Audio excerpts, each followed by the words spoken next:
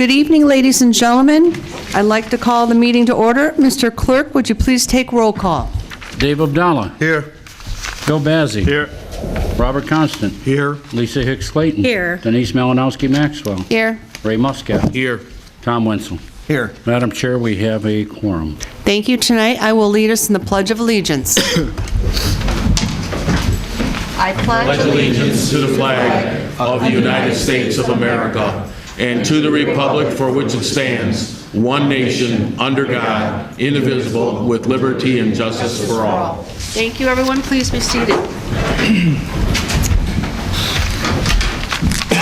First item on the agenda is agenda approval. Madam Chair. Councilwoman Hicks Clayton. Madam Chair, I move to approve order of business for July 23rd, 2019, regular meeting at Dearborn Heights City Council. This includes the addition of item 11A as presented. Support. Supported by Councilman Wenzel. Is there any discussion? Madam Chair, Councilman Bazzi?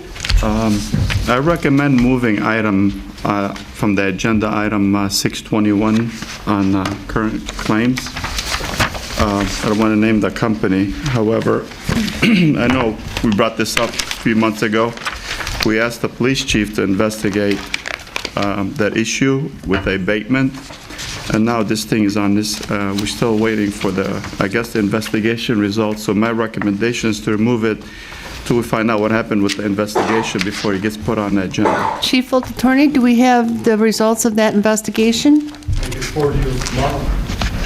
Okay, you want to put it on the agenda in 2 weeks when we have the information then? Yes.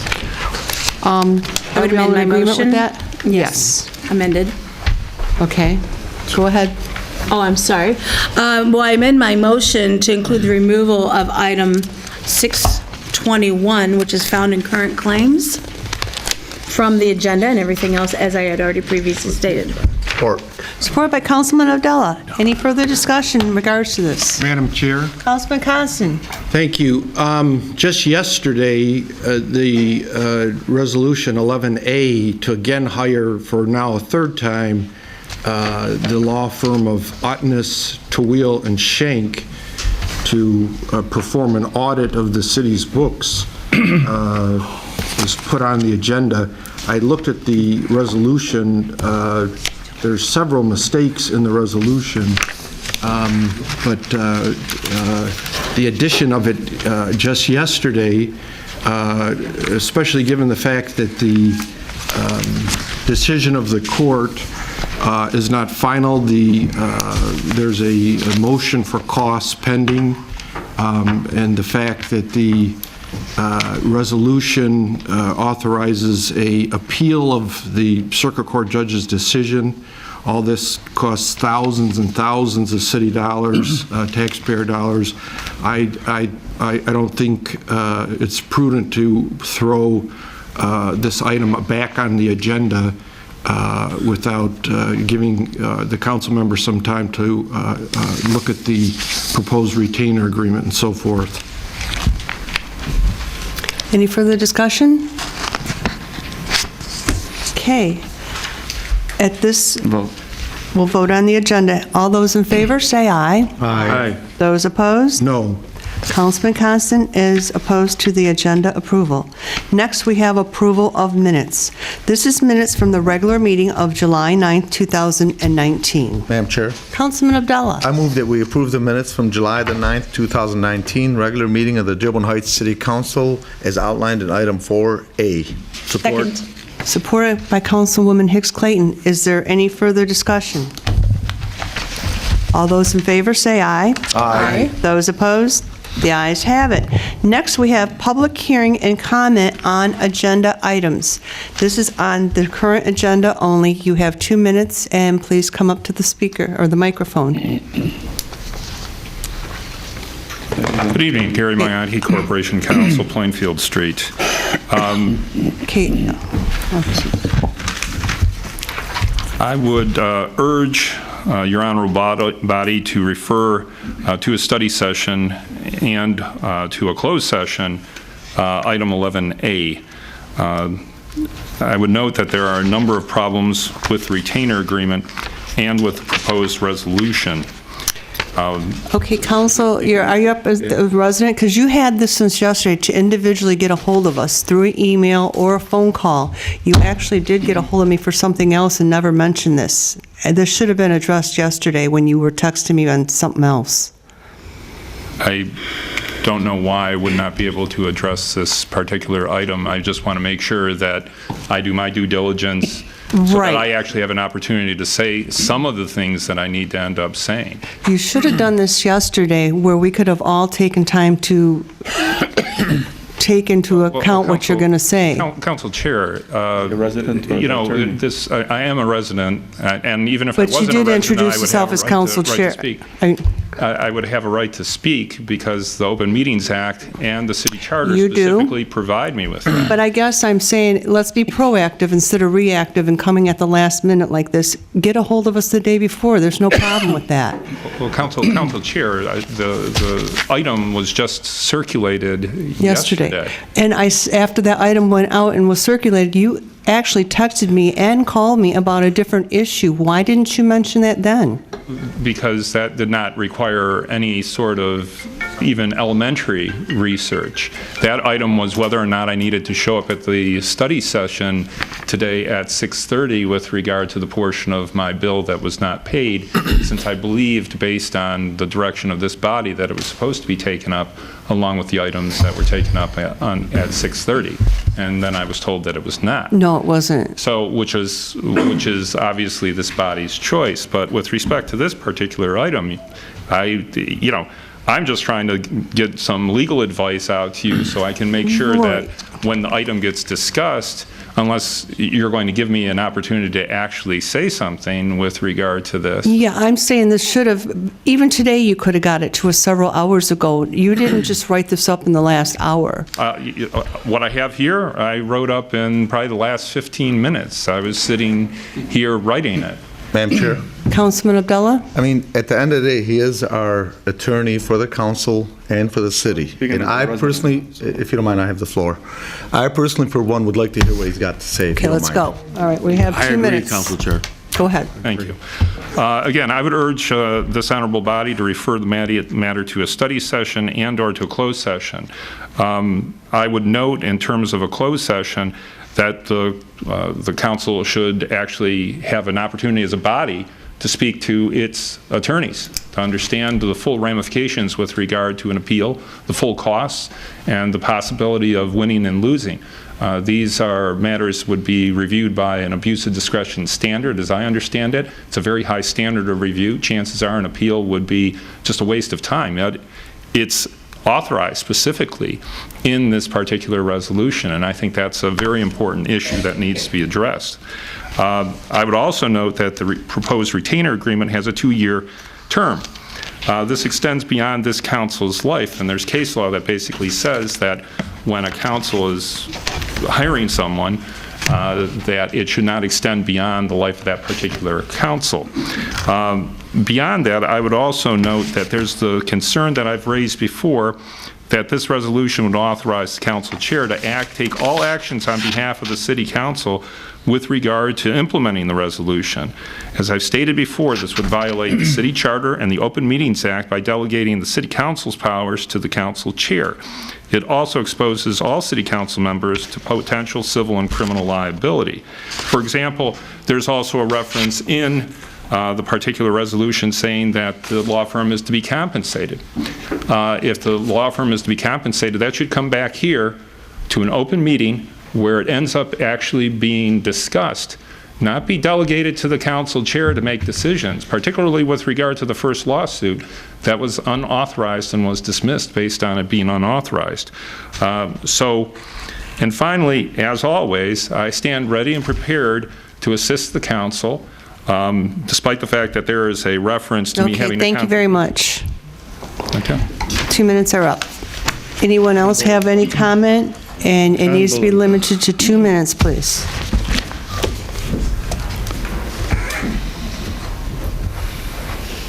State your name and 2 minutes. Good evening, Zuhair Abdulhaq, Dearborn Heights. I have 2 issues to talk about. 12A, I really urge you to put it to study session because the Planning Commission denied it, and there should be more study to it. There should be an informed decision made to this issue. So please, if you can, refer it to a study session. The second thing, I love this city. I respect you all, even with my differences sometimes with some of you. But I really would advise you to follow the charter. And I said this time after time after time.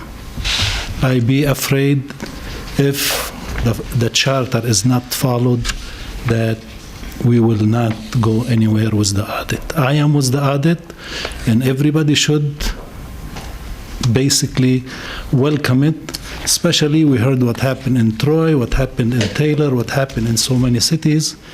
And after 40-some years, we never have audit in this city, and Plant Moran did the audit in Taylor. So please be careful with what you do. Thank you. Thank you. Any other comment or concern? Okay, at this point, we will move on. Please. Oh, go ahead, please. Your name, and you have 2 minutes, please. My name is Rodney Nanny. I'm with Building Place Consultants. I'm here to speak on item 12A also, the rezoning request. I was asked by a property owner to look at this and evaluate the rezoning proposal. You have some information for me in your packet.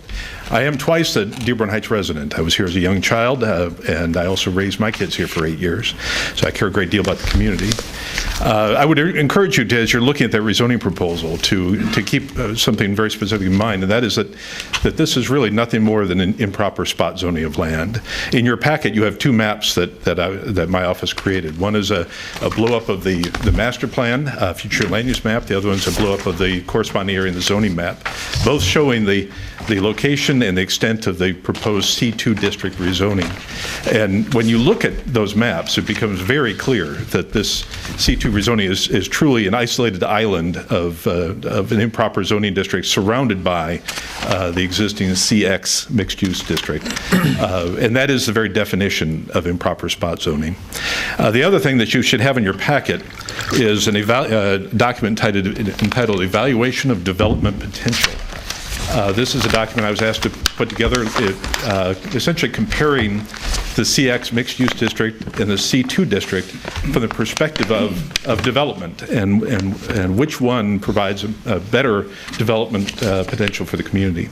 I'm not going to go into that in great extent, but I will note that overall it is the CX district that allows most efficient use of the limited lot area that's available, and it also allows to maximize the area for screening and buffering in the neighboring residences.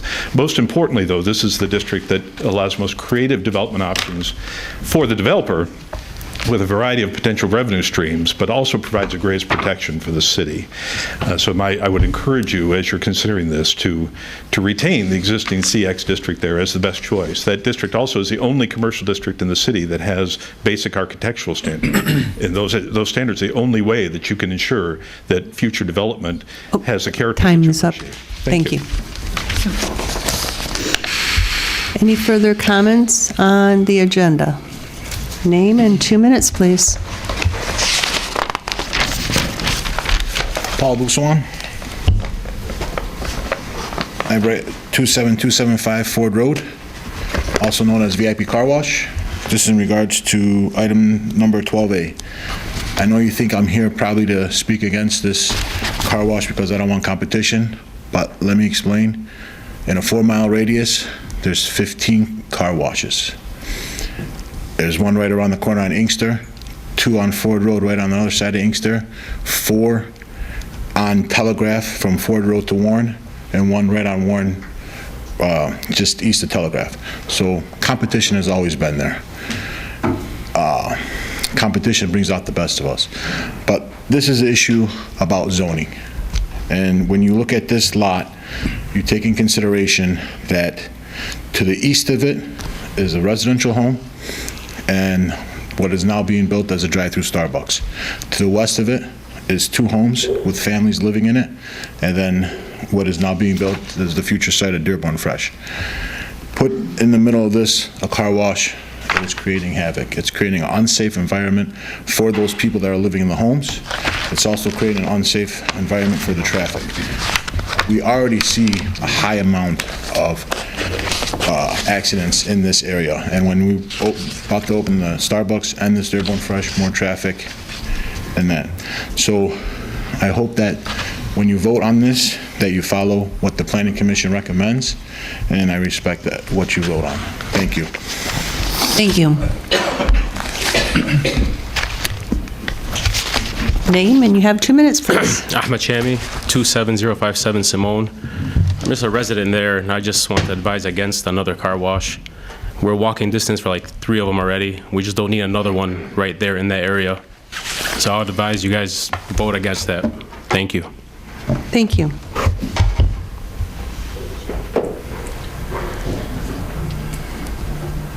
Anyone else? Okay, at this time, we will move on. Next, we have reports from, fund transfers and current claims. Item number 6. Madam Chair. Councilwoman Hicks Clayton. Move to approve current claims 6-1 through 635, and of course 621 was removed as outlined. Support. Support by Councilman Bazey. Is there any discussion? Council Chair? Councilman Muscat. I have just I don't know if there are going to be questions or comments, but on 632 and 612, they're somewhat related about the sewage disposal. How do, I see we pay Wayne County Department of Environment for sewage disposal, then the Downriver Utility Wastewater Authority for excess flow charge. How are these two related, and what is excess flow charge?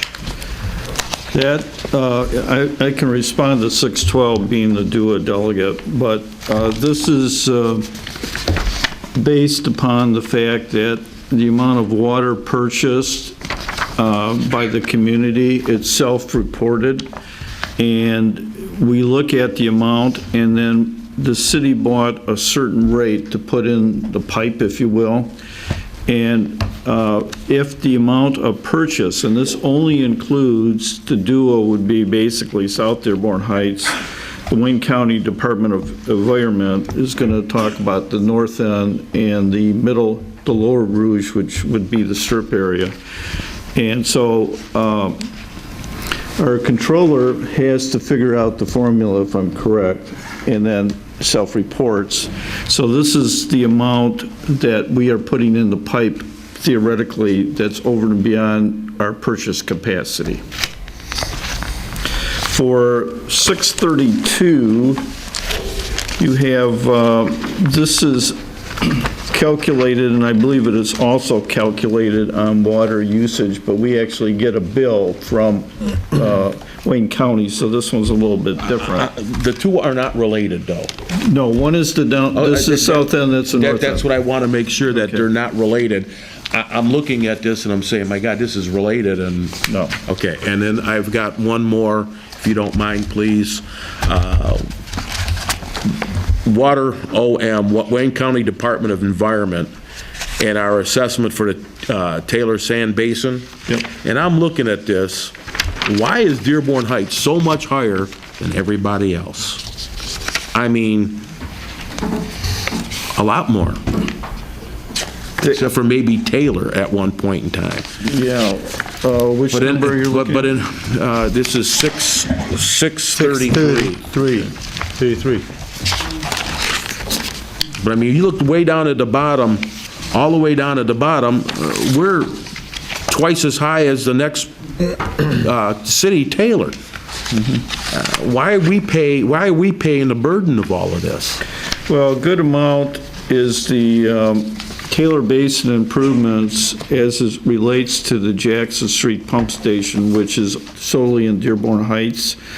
And so that it would not make any sense for like a Lincoln Park or an Allen Park to pay any of the proceeds, but most of the pump station. In fact, this is one of the things on more than one occasion I have checked on when the area started to flood to make sure that Wayne County has assigned an individual and the pumps are working. Because if they are not working, nothing will flood the south end of Dearborn Heights quicker than that pump station. But all the communities use that pump station, correct? No, not all of them use it.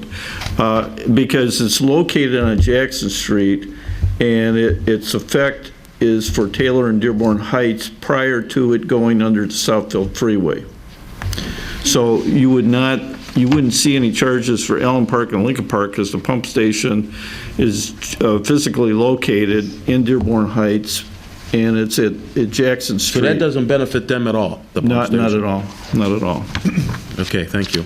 Madam Chair, Councilman Bazey. I have a question on 614.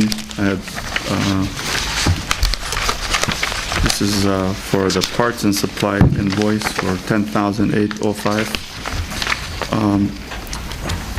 It says ship via, it says, what is our truck 64 and what are these? Are these for the water department or? So I believe the backup material's in there, and this is for Metna Supply. This is where we buy our brass and copper supplies from. I don't have the whole document printed out, it's 140 pages, but your shipping question is, I believe they drop ship it to us. Is that your question? No, I'm just kind of like I'll say, for example, Ford 202, 7.5. It references Ford a lot in here. So what is that?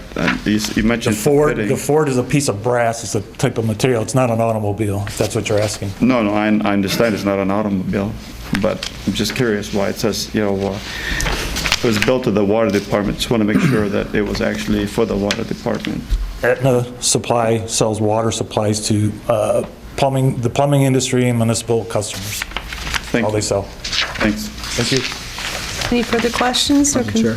Councilman Wenzel. I'm gonna go back to 633 real quick. Councilman Muscat asked the mayor if that pump station on Jackson benefits any other community. He said no.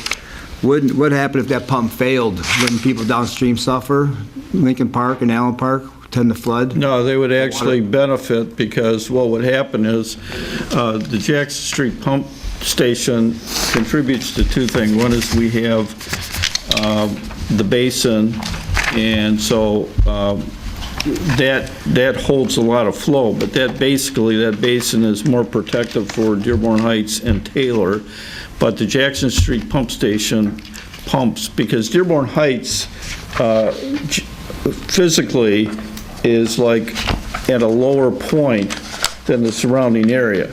So this particular pump station is moving that flow out of Dearborn Heights into one of two things, either into the tunnel or into the retention basin off of Pelham.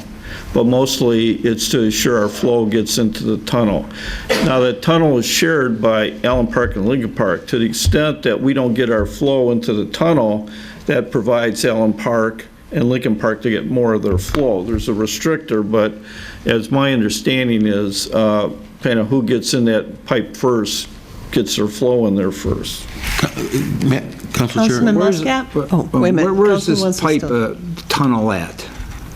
Where is this tunnel? Is there a tunnel? Is there a big pipeline? Or what is the tunnel? Well, there's a tunnel under Southfield. Are you talking about the Ecorse Creek? The Ecorse, this is sanitary. Sanitary. Yeah, okay. but what happens is when the water gets very high and it goes over the streets and it gets into some of these manhole covers for sanitary, so we get storm water into the sanitary. Infiltration flow, I believe is what they call it.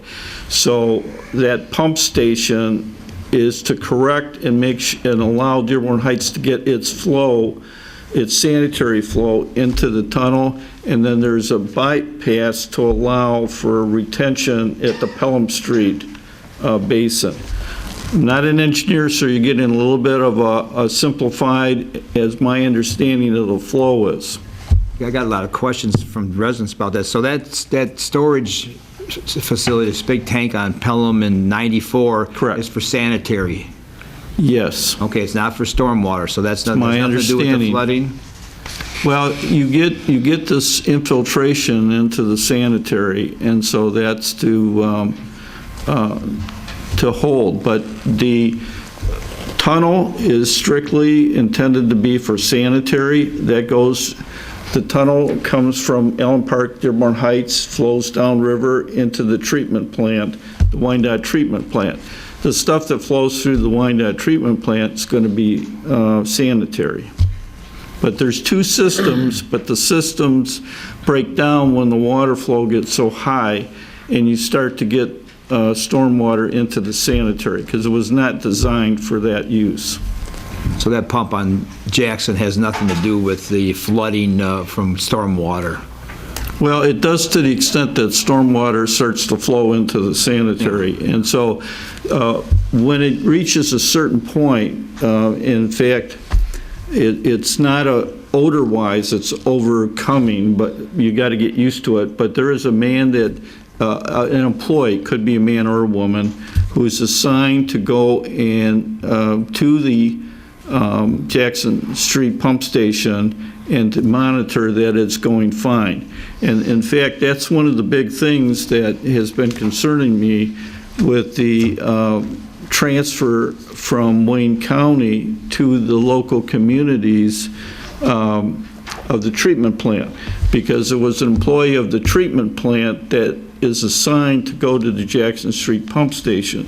So one of the things I mentioned a couple times to the council, but I am constantly battling to make sure that the agreement takes place between the new operator in Wayne County.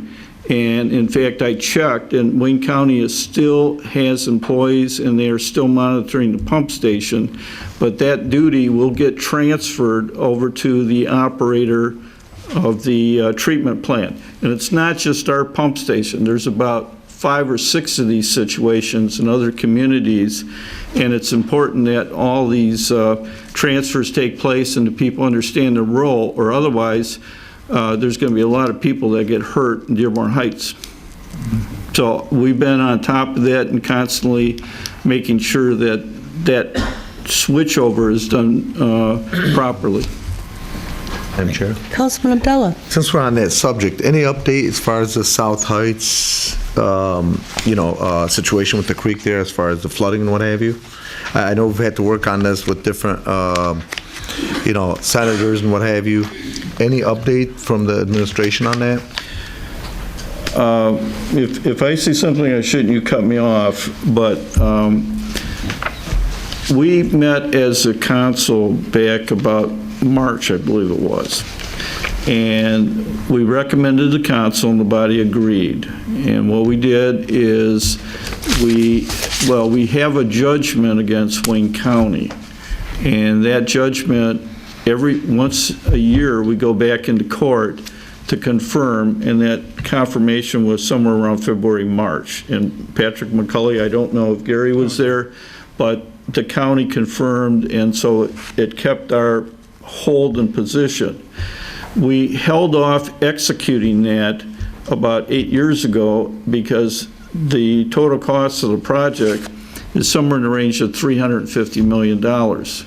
And Wayne County came and said, we'd like to bring in the Army Corps of Engineers, because if the Army Corps of Engineers adopts it as its project, they'll pay 65 cents on the dollar of the cost. So the city as a group agreed to hold off, and the Army Corps of Engineers did their study, had peer review and everything, and it was really a big help to us was Senator Carl Levin, who got all the money to get the Army Corps of Engineers to do this study. And his position on the Armed Services Committee in the Senate was extremely important for Dearborn Heights in this whole project. Well, he has since retired. The project was going through, everything looked very, very good, and then there was a little hiccup in regards to the flow in the middle part of the heights, and that question came up in Washington. So what happened was At the recommendation of the local Metropolitan Detroit Army Corps of Engineer office, they recommended to us that they had the authority to adopt a smaller project within the total project. And we gave them that authorization. And what it would, because we own the property where the old incinerator was, they would build a retention basin there, and it would give considerable relief to a good section of Dearborn Heights. So we have authorized, and the county agreed to adopt that smaller project while we wait for the bigger project. There's political ramifications on the bigger project and holding out that I don't want to make it real nationally political, but be aware of the fact that this general area, it would have to go through the president and his staff, and he's at war with the congresswoman at this point, and we weren't sure of its implications. So consequently, we want to get relief as quick as we can, and we are going for the smaller project. I cannot give you a time as to when that is going to be completed, but I know that the Army Corps of Engineers in the Detroit office is working real hard on it. My understanding is the national office would not have to sign off on the Detroit program, that they have enough budget and authority to start and complete that particular project. If I may. Well, let's get back on the agenda at this time and maybe talk more about this when we I have was comments from just the going table. to clarify something, but if that's all right. Yeah, because we're getting off track here. We need to get through our agenda first. That's a major thing tonight. Okay. Is there any further questions in regards to the item on the agenda we are discussing at this time?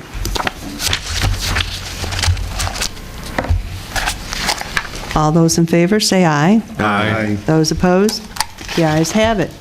Next item on the agenda is reports from Mayor, the Watershed Stewards Commission Honorary Student Commissioner appointment. Madam Chair, Councilman Constant. I move we concur with Mayor Dan Paletko and appoint the following individual, Gala Ramallah on Rochelle Street in Dearborn Heights, to the Watershed Stewards Commission for a 3-year term that will expire in September 2022, as outlined in 8A. Support. Supported by Councilman Bazey. Is there any discussion? Madam Chair. Councilwoman Hicks Clayton. Madam Chair, I just wanted to say how much I appreciate the Watershed Stewards Commission having the opportunity for our youth to be involved in a municipal commission, by the way. Thank you for that. Any opportunity we have for our students to serve our community and gain that experience is greatly appreciated, so my hat's off to them. Councilman Wenzel. I work directly with a lot of these honorary commissioners, being on the Watershed Steward Commission along with Councilman Constant, and they do an outstanding job. They come to the meetings, the boring meetings, they come to the events, they work their butts off. They should be commended, and I can't, without them, I don't know what we'd be doing on our projects, our cleanup projects. They come in, they show up, and they live up to their reputation. They're really good. Madam Chair? Great, thank you. Councilman Abdullah. Just quickly want to say my hat's off to them, because one of the things that I've noticed is there's no dividing line between the two sides of the city. That's right. You got Crestwood students and you got students from the high schools on the south side working together. So I just want to say I love that. Okay, any other comments or concerns?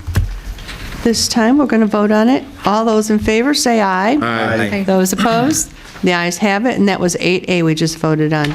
Next, we have purchase and payment Wayne County tax foreclosures. Madam Chair? Councilman Abdullah. I move that we concur with Mayor Dan Paletko requesting that City Council authorize the purchase and subsequent payment of the properties with attached Sidwell numbers, properties located at 24506 Fortson Highway, 24501 Ann Arbor Trail, 4960 Hazel, I assume it's Hazelton, 26508 Penny, 25948 McDonald, 2 25375 Hopkins, and a vacant lot at South Beach Daily, in addition to 25607 McDonald, 24714 Powers, 5696 Academy, and 4461 Mayfair.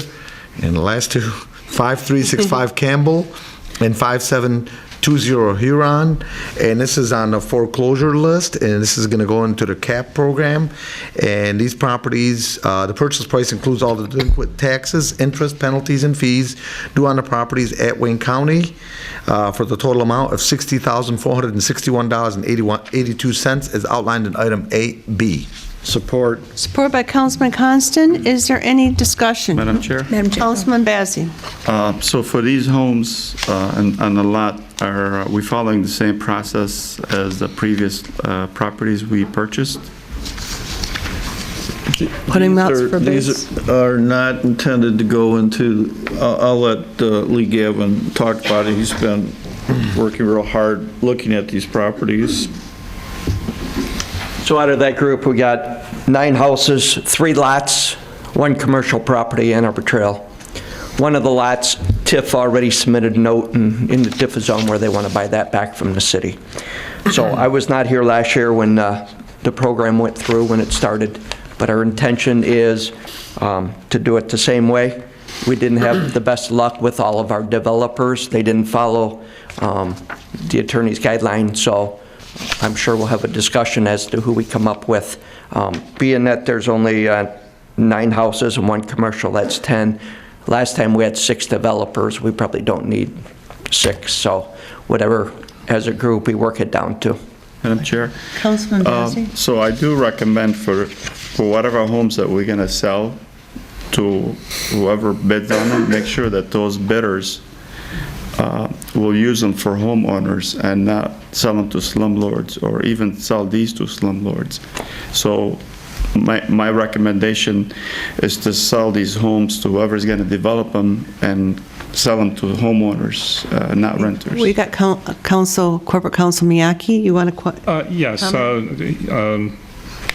Lee and I have spoken with regard to these. He was prospectively discussing the idea of having 3 developers, 3 homes each, follow the same requirements as the CAP program.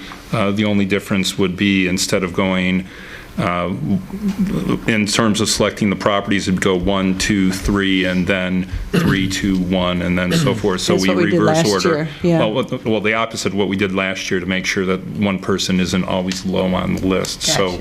So that would be, other than that, it would be the same kind of thing.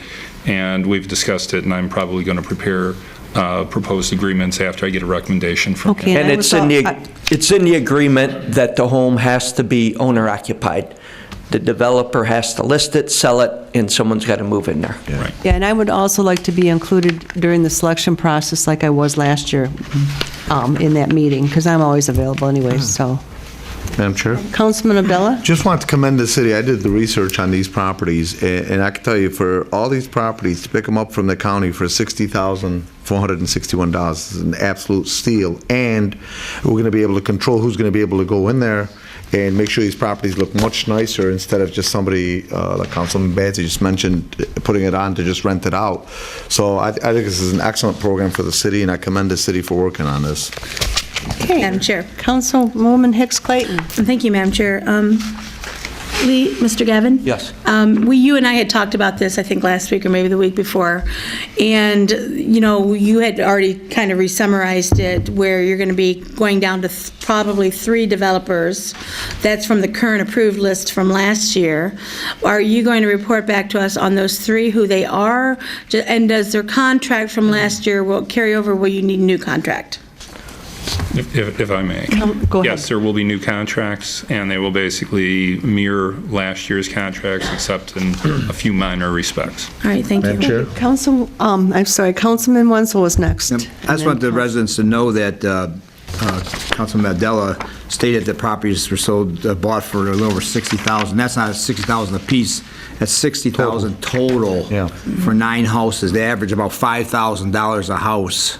So that's a really good deal for the city. I'm sure we're going to make a little bit of profit on those in the end. Councilman Muscat? I think I don't like the idea of having just three, just whittling down to three bidders that we already had without going to RFP to everyone.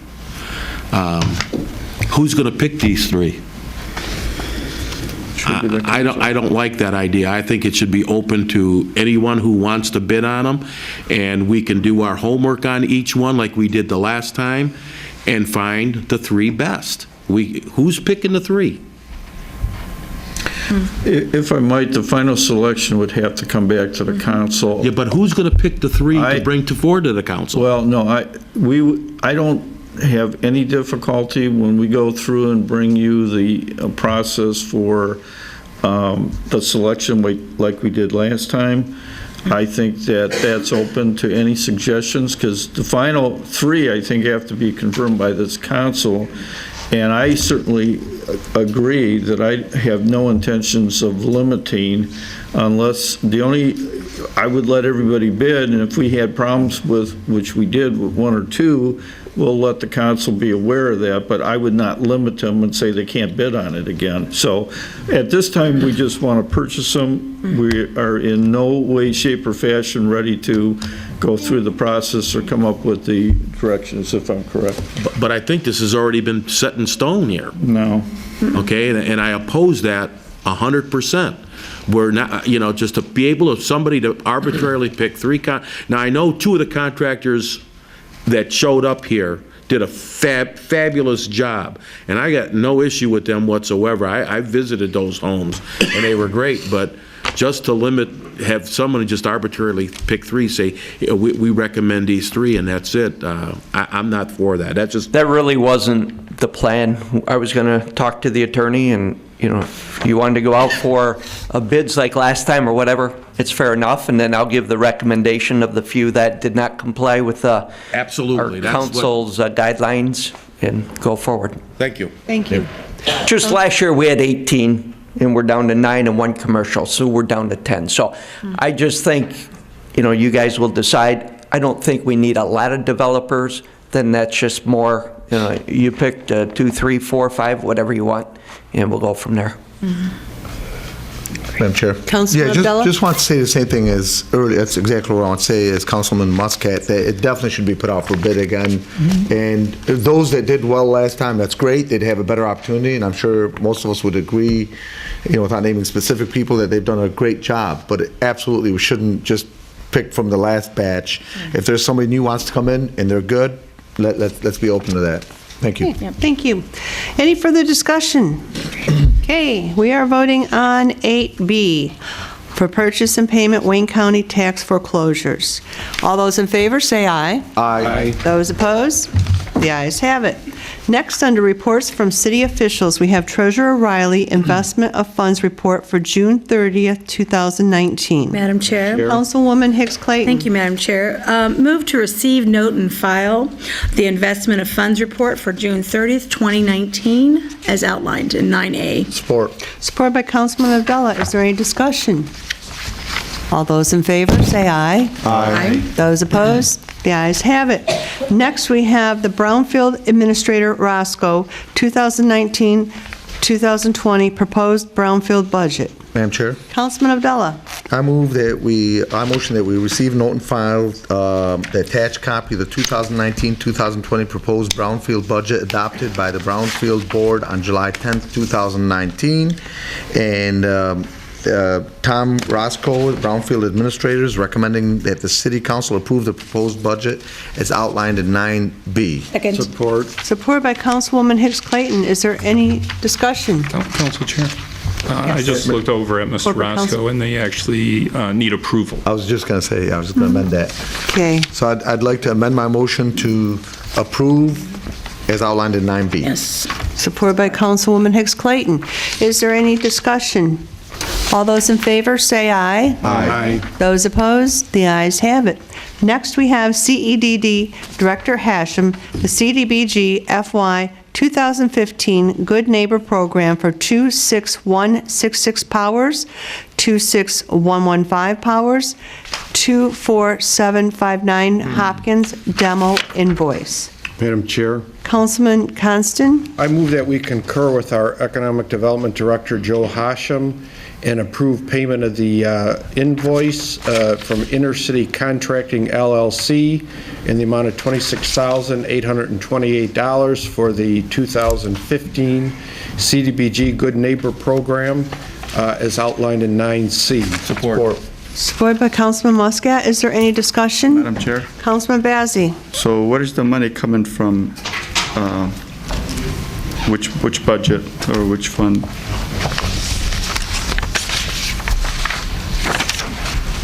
Mr. Klemchek, would you like to tell us?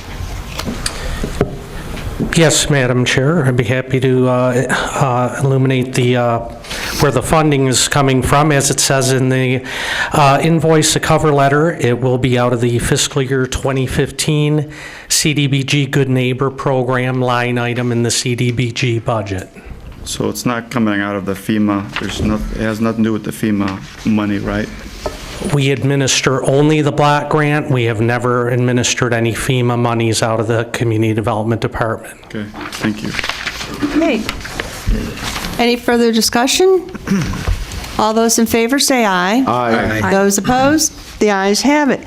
Next item on the agenda is DPW Director Selmy Johnson Controls Service Agreement. Madam Chair, Councilman Abdullah. I move that we concur with John Selmy, Director of Public Works, with the service agreement with Johnson Controls for the HVAC service at City Hall, and the attached list of other city buildings is due to renew on August 1st, 2019, and there's an attached proposal for the total contract amount of $57,024. The approval of this contract and authorization for the mayor to sign on behalf of the city is appreciated, and this is as outlined in item 9D. Second. Supported by Councilwoman Hicks Clayton. Is there any further discussion? Madam Chair. Councilman Bazey? Okay, so why are we paying, is the $57,000 we're paying up front for this contract, or is that going to be for the work done? It's paid quarterly to them. And they are on the Sourcewell bid site, and the pricing that they have quoted the city of Dearborn Heights is less than their Sourcewell price. And they've been a vendor here in this community and are very familiar with the operations of these buildings and their heating and cooling systems. Okay, so my question, second question, is why we're paying them $57,000? We give them a contract, and also they're charging hourly rates. So why are we paying them up front for a contract that they're going to do the work and they're going to get paid for the hours worked? Well, I wanted to defer to Mike here. He's worked with them for a while, so give the proper answers for you. The $57,000, they have block hours. In the contract, they have 48 hours a month in which they work on the city buildings, on the heating and cooling systems. If you take the 48 hours a month times the $108 an hour, I think it is, for the total year, it works out to be $57,000. They'll work 48 hours a month here, and they just bill us quarterly on it.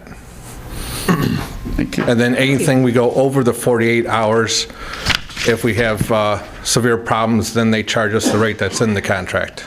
Thank you. Thank you. Sure. Councilman Abdullah? Is that okay? Go ahead. You're next? Go ahead. Be next. Go ahead. Okay, so spoke with Director John Selmy in regards to this a couple days back, and one of the concerns that I had is we've been with the same company for a long time, and I'm also in favor if we have a good company and they're doing a great job, I have no problem with using the same company. The only thing is I was concerned about whether we're going to be putting this out for an RFP. His concern, and as we talked about in the study session, is this late in the season, it'd be hard for him to put it out for an RFP, but my recommendation is that we do go in that direction for the next season.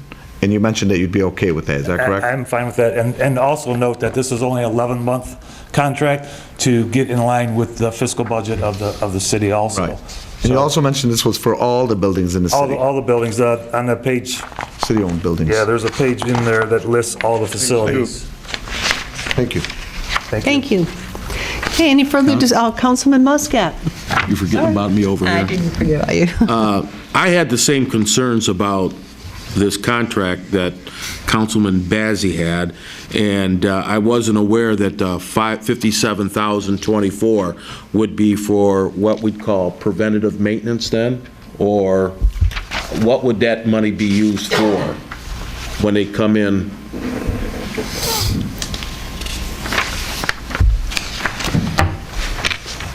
That is for preventive maintenance on the unit and also when they break down for repairs too. And we have a lot of the older units that are breaking down a lot more than usual. We have in our budget every year to replace a couple a year. We've been replacing a couple a year. We have in the budget to replace 2 more this year. So what I'm looking at is as we're replacing them, we can probably scale back in future contracts, scale back the number of hours, because as we replace them and get more newer units, we'll need less maintenance time for those units. Do we foresee us going well over the man hours required for the $57,000 for the upkeep of this? No. So this is the part of the service agreement that I don't understand. Every service agreement, and I've said this before at a council meeting, every service agreement that I've ever seen in industry, you get labor for nothing.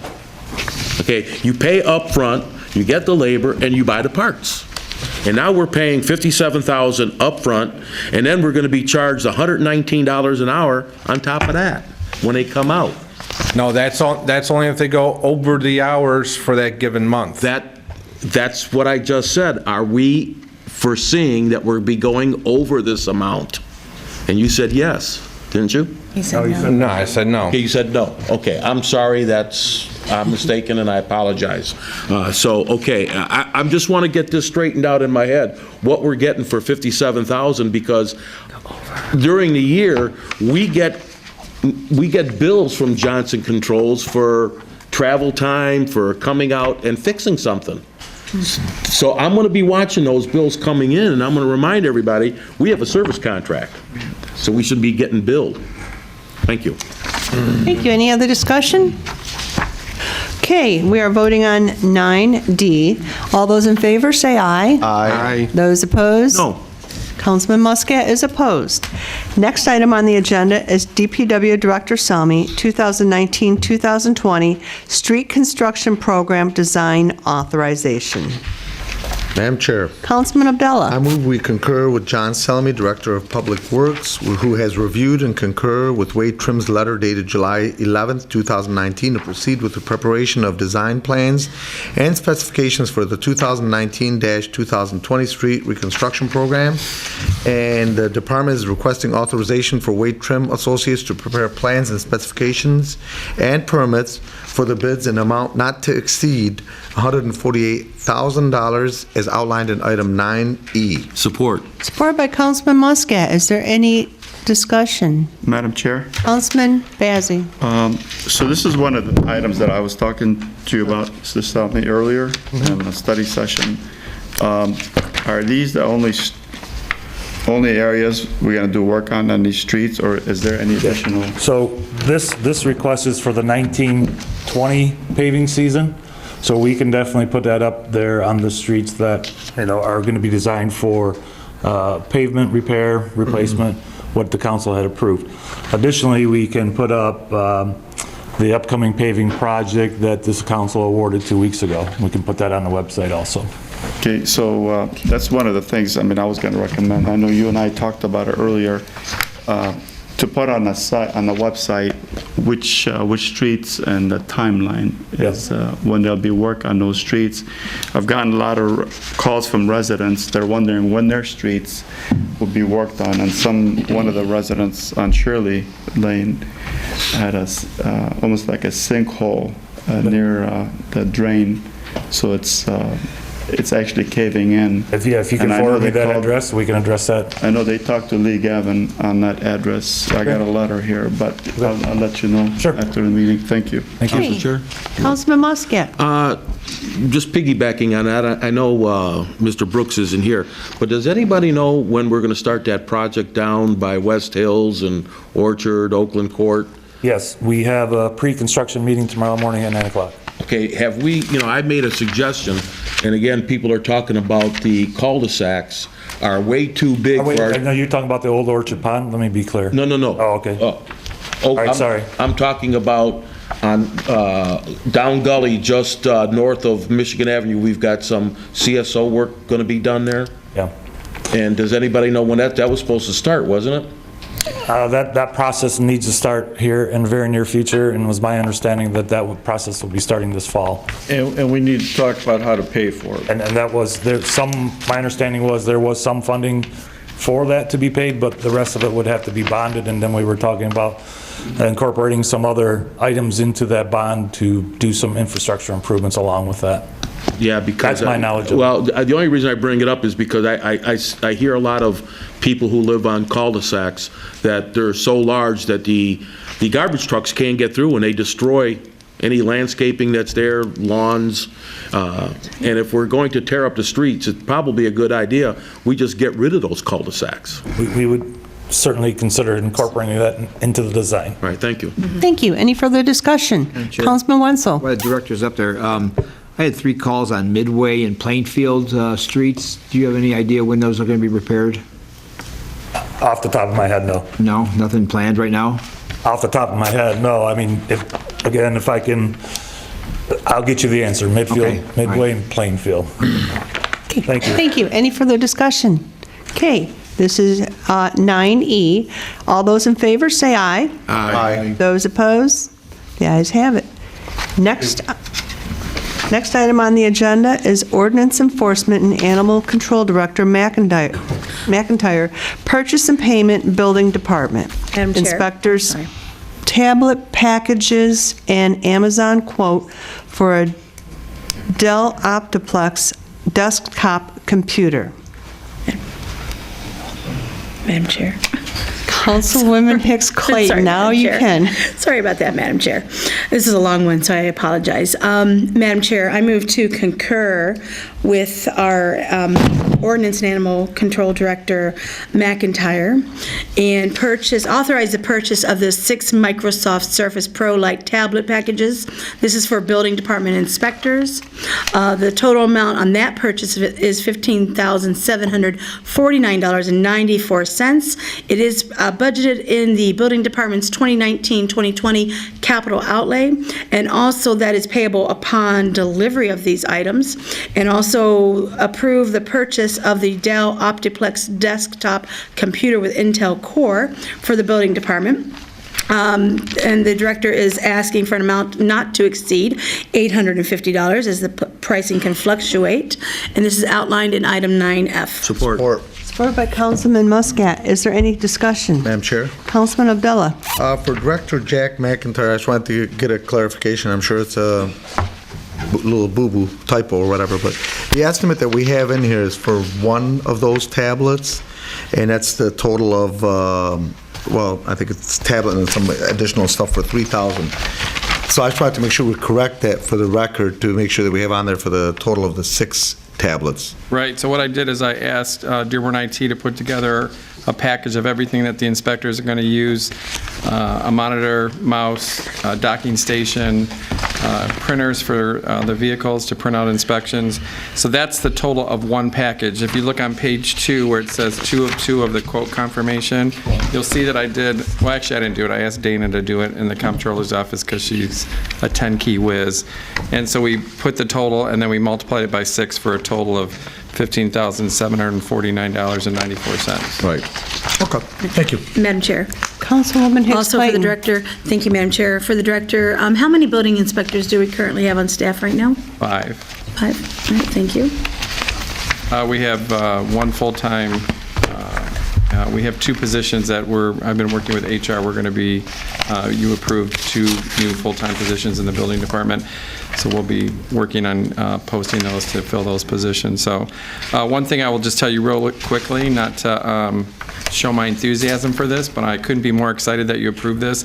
This is the first step of the plan that we talked about at our budget meetings. This is going to be giving us an opportunity to make the building very transparent. People will be able to see their inspections at the end of the day. It'll all be uploaded. It's going to be a tricky transition. We had the same situation in the ordinance department when we moved from a manual process to an electronic process. Some folks were just didn't want to do it. It was they were used to the old way. They wanted paper and pencil. But for the folks watching this, the inspectors will use these in the field. Many cities are already doing this. We're catching up. At the end of the day, they'll come in, they'll dock their device into a docking station, it uploads into the system, and then by the end of the day, people will be, through a porthole, will be, they'll be able to access their inspections and see exactly what took place that day. So we're excited about that. And nothing will be any longer handwritten, everything is... Right, so it'll be real clear. We do get that a lot, where some people, by the time... writing. By the time it goes through the second copy, they feel like it's not legible, and so we do clarify a lot of those things. And then the desktop, we're going to try to do a lot of our plan review where folks are sending. We still are required for like Planning Commission to look at hard copies, but for the inspectors that's doing the plan review right in the building department, this desktop will make it available. We're going to get a large monitor, and we're going to be bringing a lot of these documents in electronically so they can do plan review right at a desktop. Councilman Wenzel. The director stated that we discussed this at the budget meetings, and at that time it was that I was under the impression that we'd have a study session on these. Is this going to cost the taxpayers any money to look into their inspections? Will there be a fee of any kind to them for them to call you and say, I want, or get a... So there's a couple different programs that we can do. I would say that I would opt for the one where it might be a minimal charge for people to do. Not if it's it depends if they're doing it and they're not involved with the inspection themselves. If it's their inspection or the agent for the buyer or the seller, then they'll have access to go on there. And the way we initially proposed it, there won't be and a no charge. Right. We may have to come back to you and have a discussion about that because there is cost to the program to run it. But we may decide after, I'll meet with the mayor, we may decide that that's a cost that we want to go ahead and absorb. So we'll look at that. Is that something that we're going to have to okay, a cost for the residents to look in? Like, if my neighbor had an inspection, it might cost me to find out what that inspection said. It does currently. Does it currently cost? How much does that cost to look at something? I can't tell you. It might save calls to your department if the residents can just look it up on their own. I know you get a lot of questions. Did they apply for a permit? Yeah. This way they can just look and see it and not bother you. So that's different. What I'm talking about are inspections. This piece is just the first part of it. If there's a permit at the residence, those things are available now. There's things that you can look at. You can look at some enforcements now on properties. But what I'm talking specifically about is the inspection that happens, a home inspection, and the results of that home inspection for either the buyer, the seller, or the agent, being able to look at it at the end of the day. A lot of times what happens now is they come back at the end of the day or they come back the next day, they ask for a copy, and it becomes cumbersome. We want to make it as user-friendly as possible. So. If I might, this is not being generated in any way, shape, or fashion for revenue. Right. This suggestion came more than once from the greater Dearborn Heights Board of Realtors, who have asked and pleaded with us to install this, and that's where the request is coming from. Yeah. I'd just follow up. I'd like that to come before us before we charge. Can that come before us? Yeah, we can't charge fees unless the council approves it, so, sure. Councilman Abdel, go ahead. As it stands now, it looks like it would be something that we would, if the cost is minimal, we'd absorb it. If you want it to be multiple layers, then we'll have to talk about that and see if there's a cost to us, how do we offset that cost or not? Okay, Councilman Abdel? Yeah, I just want to suggest, I don't suggest that every time a resident wants to pull up a city inspection or a realtor or a buyer or a seller, whoever it is, that they be, charged a couple dollars here and there. I think it becomes too cumbersome to keep track of that and go through the whole process. If we need to compensate for this particular program, then maybe just raise the city inspection price by $3, $5, whatever it is, to help pay for that. Yeah, that's much easier to police. And once we put that together, we'll bring that back to you. But there's a lot of different ways you can do it. Some cities have it set like that, where they've raised the cost, and then some cities give them a code where if they're associated with, if they're the applicant, they get a code, and then they can use that code to get that information. So, all right. Okay, thank you. Thank you for doing this. Any further questions? Okay, this is 9F. All those in favor say aye. Aye. Those opposed? The ayes have it. Next item is under ordinances and resolutions. We have Council Chairwoman Malinowski Maxwell and Council Pro Tem Bazey, resolution to authorize the retention of Ottenwies, Tawil, and Shank PLC as special legal counsel to the Corporation Council and to authorize the firm to file actions necessary and retainer agreement. Madam Chair, Councilman Bazey? I move the council to authorize the retention of Optimus Tawil and Shank PLC as special legal counsel of the council to the Corporation Council and to authorize the firm to file actions necessary as outlined in 11A. Okay. Do I hear support? I'll support it. Is there any discussion? Do we have a support? I support. Okay, Councilman Wenzel supports it. Is there any discussion? Madam Chair. Councilwoman Hicks Clayton? Thank you, Madam Chair. You know, this has been going on for a while, and I will tell you, I personally, not personally, just from what I've seen, I take the personal out of it, there's a need for the forensic audit. There's a couple items that have been flagged that there's still not answers on. I think as a community, you know, for us to move forward and to heal, I don't understand why we're having to even go through this. I mean, I personally would like, you know, those issues to be addressed and resolved so we can move on and heal. I circled a couple items in the resolution that I have questions, and my first question is on the back page, the next to last paragraph, with authorizing council chair to act on our behalf, which would be appropriate, but I do want to ask that everything come to our attention before this council body and keep us updated. That's what I would like to address. I personally don't want to be the sole decision maker. Anything that needs to be addressed, I would like to ask everyone if we can just have a special study session to discuss it, and then I move forward with what everybody wants to do, because I don't want to be the sole person making these decisions. The reason for doing this is common practice. The chairperson in Detroit does this, and same for Wayne County. That's the way they do business, and I understand that, but I'm more comfortable asking the other council members to join in and let me know, because I will, you know, that's what I prefer, and I would like to do that. Thank you, because I think that's really important that we're all updated on the same page and we all agree, but that needs to be done in a closed session, because that is a legal issue for everyone. The other item that I circled on the first page of 11A, the last paragraph listed, is, you know, with all due respect to the mayor, my question is, are there any legislative acts this body has passed, whether it's an ordinance or a resolution, that the mayor has not signed off on, because that is part of the process that's required for verification process, and I'm concerned if that's not happening, that inaction, that alleged inaction, prohibits us from doing what we're elected to do, our responsibility to the city and the business of the city moving forward by the body that the residents have elected to do so. That is my question. Are there any items that are outstanding that have not been signed off on by verification process? Mayor, would you like to answer that for us, please? I'm not aware of anything not being signed off on. Okay, clerk's office, are we aware of anything, any resolutions or ordinances that have not been signed on? Have been signed by the mayor besides the first forensic audit? Correct.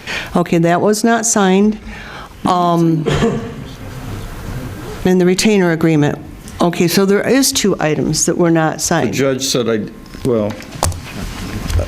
that is... No, the court's ruling was that he doesn't need to sign the first retainer agreement because it was violated the charter. Right, that is why we have had, that's why there was a couple errors, and we have corrected them in this current one that is before us. Madam Chair? Councilman? You said for the forensic audit. It's not for, this is to hire a law firm, so. Right. With the ultimate. Specific. When you say for the forensic audit, these are not auditors. All right, thank you. I understand, but, I'm sorry. Councilwoman Hicks Clayton. I understand that, but the point is that's what we're trying to get accomplished, because there's a need, because items were flagged respectfully. Councilman. Council Chair? Councilman Muscat? I spoke with you earlier today about this, and my concern was exactly what Councilwoman Lisa Hicks Clayton had about the council chair having the authority to act. I understand what you have said about it, but it's still on here, and we can't have it on here because it is a violation of the Open Meetings Act. And I'm begging you we got to change it before we approve this. Well, let's change it to, I will be the main spokesperson after I Concur with the council.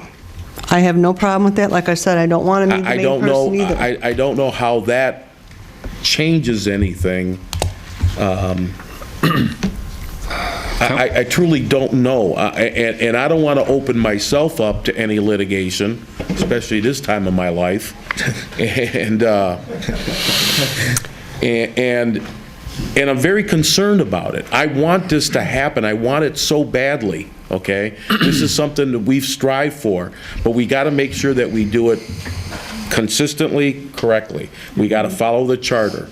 I believe a gentleman came up and spoke to us about we got to make sure we do it according to the charter. I just want to make sure that we do that correctly. By me coming to you, we are going in regards following the charter. Like I said, I will follow your direction in whatever you have me do. Madam Chair. Councilman Abdullah? So I had a couple of questions in regards to this. One of them, which we'll scratch off now, I know you mentioned verbally that you would come to us, but it is on there, as I mentioned, as was earlier mentioned, that you are the sole person to be able to decide this. So as long as we change that, that's number one. Yeah, I agree with that, because I don't want to be the sole person. No problem.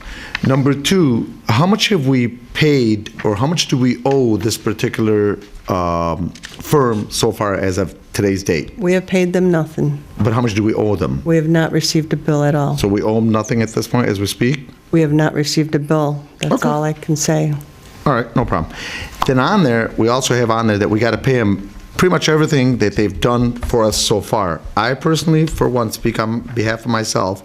I don't authorize the council on my behalf to pay them for the first lawsuit, because the first lawsuit, at least as far as I was concerned, I did not vote on it. I was here, did not know about it. So I don't authorize us as a council to pay them for that first lawsuit. Well, actually, you did, because the council votes as a whole body. Whether everybody votes yes or no, the majority is the body of council, and that's what I'm not talking about, no, we voted on this and we approved it. I have no problem with that. I'm talking about the first time, and we could go backwards if you recall, where there was a court case, and I, for one, and I know some other council members, knew nothing about it and had not voted on it or discussed it. Right. So on that particular one, I personally don't authorize us to pay them.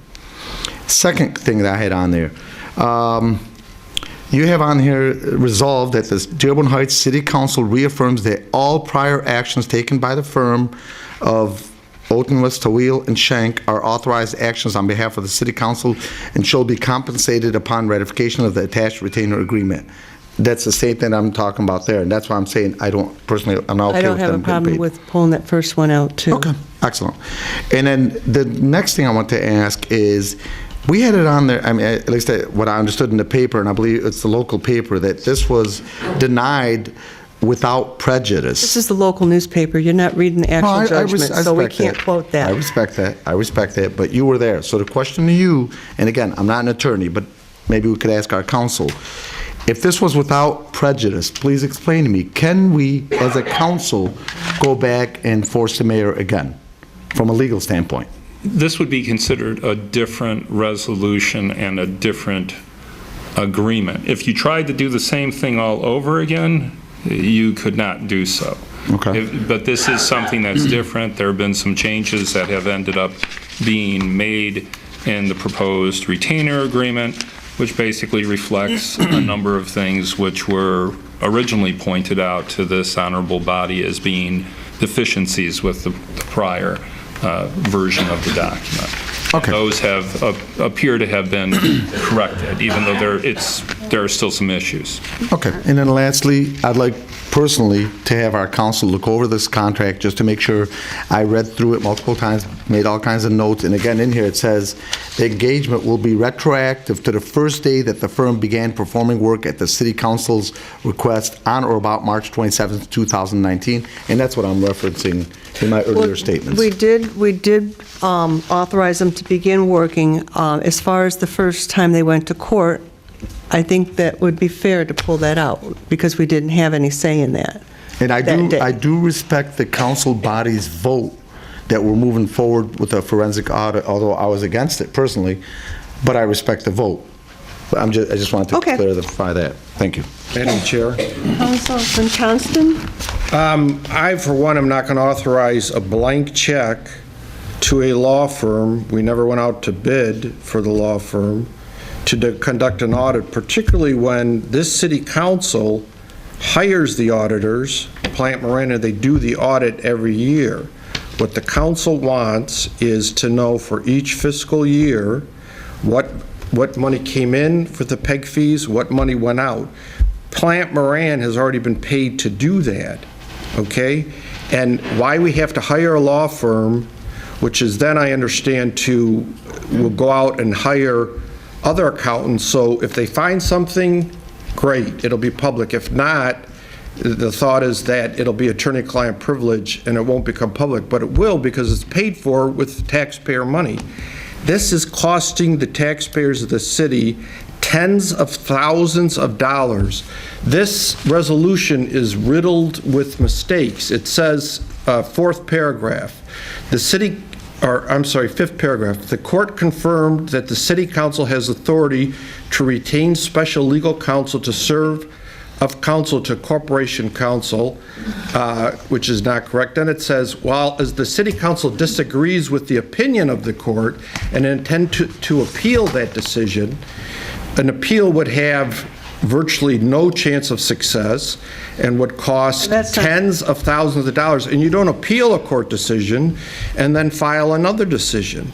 If we want to accomplish a forensic audit, let's have auditors do the audit and not go through this expensive, ridiculous exercise to give this law firm a blank check. And it's outrageous that this was done and the first lawsuit was filed without a vote or the city council being even informed. Okay. And that cannot be paid for by the taxpayers of Dearborn Heights. Okay, thank you. Madam Chair? Council. Well, I just have a few comments, thank you. I would note that there are several paragraphs that I think should be re-examined, and this is why I urged a study session. The one paragraph, it's the second from the bottom, that says that the Dearborn Heights City Council reaffirms that all prior actions taken by the law firm of Otten, West Wheel, and Shank PLC are authorized actions on behalf of the City Council and shall be compensated upon ratification of the attached retainer agreement. As that presently stands, that would mean from the very beginning, even the first lawsuit.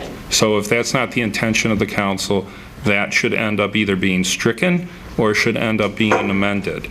Yeah, we'd agreed to amend it to not include the first court hearing that we all went to. Right, but I mean, these... Because they were, by a vote of council, authorized to start doing something. Right, but I don't know that they were authorized. As a matter of fact, Judge Hughes originally dismissed the first lawsuit because it was not authorized by the council as a body. So we changed it. But I mean, there should be language that's put into place. I don't know what the clerk's office will end up doing with that particular thing. They'll probably call me and say, what do we do with this? And it'll be very confusing. And also, it says, shall be compensated. I mean, this body should insist on having some sort of invoice so it knows exactly what the cost is before it passes any paragraph. Well, of course, we would have to approve their bill once they submit it. It doesn't say that. We would pick it apart. Shall be compensated upon ratification of the attached retainer agreement. That means immediately upon this document being approved, they are supposed to end up being paid, and no one knows what that amount is. Well, then we can ask that they will be paid upon approval of City Council for the bill that they produce to us, so we Right, can but- look at it. But this should be changed then. But then we'll change it. And then resolve that, the next paragraph, resolve that the law firm of Ottenwest, Twill and Shank is authorized to file mandamus action on his behalf against Mayor Pletko in the event that the mayor fails to sign this retainer agreement with Ottenwest, Twill and Shank within the timeframes established by the charter. It's unclear. I'm not sure what that exactly means. If the mayor vetoes this, does that mean that he's violated? I mean, he still has the right to No, he has the opportunity to veto. You know that, it says that in the charter. And if we do, for, some reason, do a super veto, then the next day is when he would be required to sign it. And then the next paragraph on the next page, that the law firm of Ottenwest, Twill and Shank is directed to file an appeal. Again, I have to tell you that most people don't understand this about legal matters, but they're what we call standards of review. That is, the appellate court gives a certain level of deference to the trial court in terms of its decision. The least amount of deference is what we call de novo. It's when the court makes the decision the same as if it was sitting and making the decision itself. But most of the time, they're making decisions on deferential standards. And if it's like an abuse of discretion standard, you have to show that the judge was just crazy and made a bad decision. Quite honestly, we have a 21-day window. We have no time to spare on this. We just got the decision, and we have 21 days from that. Time is of the essence. But Council Chair, you could end up having the law firm come in and have a closed session with you. As a matter of fact, that's what I would recommend, and then those questions could be answered. Normally, when I'm in a position where I've represented a party that has had an adverse decision against them, and we're talking about an appeal, we meet with the client immediately, we discuss a budget with regard to it, and we discuss the prospects on appeal. That has not been done, and that should be done with this body. Thank you. And Your Honor, I'm sorry, Council Chair, the final thing is that the Council Chair is authorized by the City Council to act on its behalf. We already discussed that. I already said that we will change that wording. But it needs to be stricken. I mean, it really should not be in there. There should not be any sort of, this body needs to make the decisions. The decisions need to be made okay, but the decisions need to be made in an open session by this body, not by the Council Chair. Madam Chair. Councilman Abdullah? Well, just quickly, you mentioned something about a 21-day window. Can you give us an explanation on that, please? That's typical. You have 21 days to appeal a decision that's handed down by a judge. Okay, thank you. 21 days from when the order's entered. The order hasn't been entered. No, the order was entered. It was entered. Yeah. Okay, thank you. Madam Chair? Yes, Mayor? I'd just like to make a couple comments. One is, the most expeditious way to have an audit is to use Plant Moran. We have a working relationship with them. They just went in and did an audit in the city of Troy. And I find it very interesting that what is the big thing about this particular law firm? It keeps getting brought before and like they need to do this work and nobody else can do it. I think it's very suspicious, and I find it very suspicious. The other thing I'd like to comment is the accounting firm, and I don't, as a CPA, don't want to make a necessarily negative comment, but the Riemann Group, who Ottenwest, Towell, and Schenck wants to hire as the auditors, were the auditors in Troy when all the scandal broke.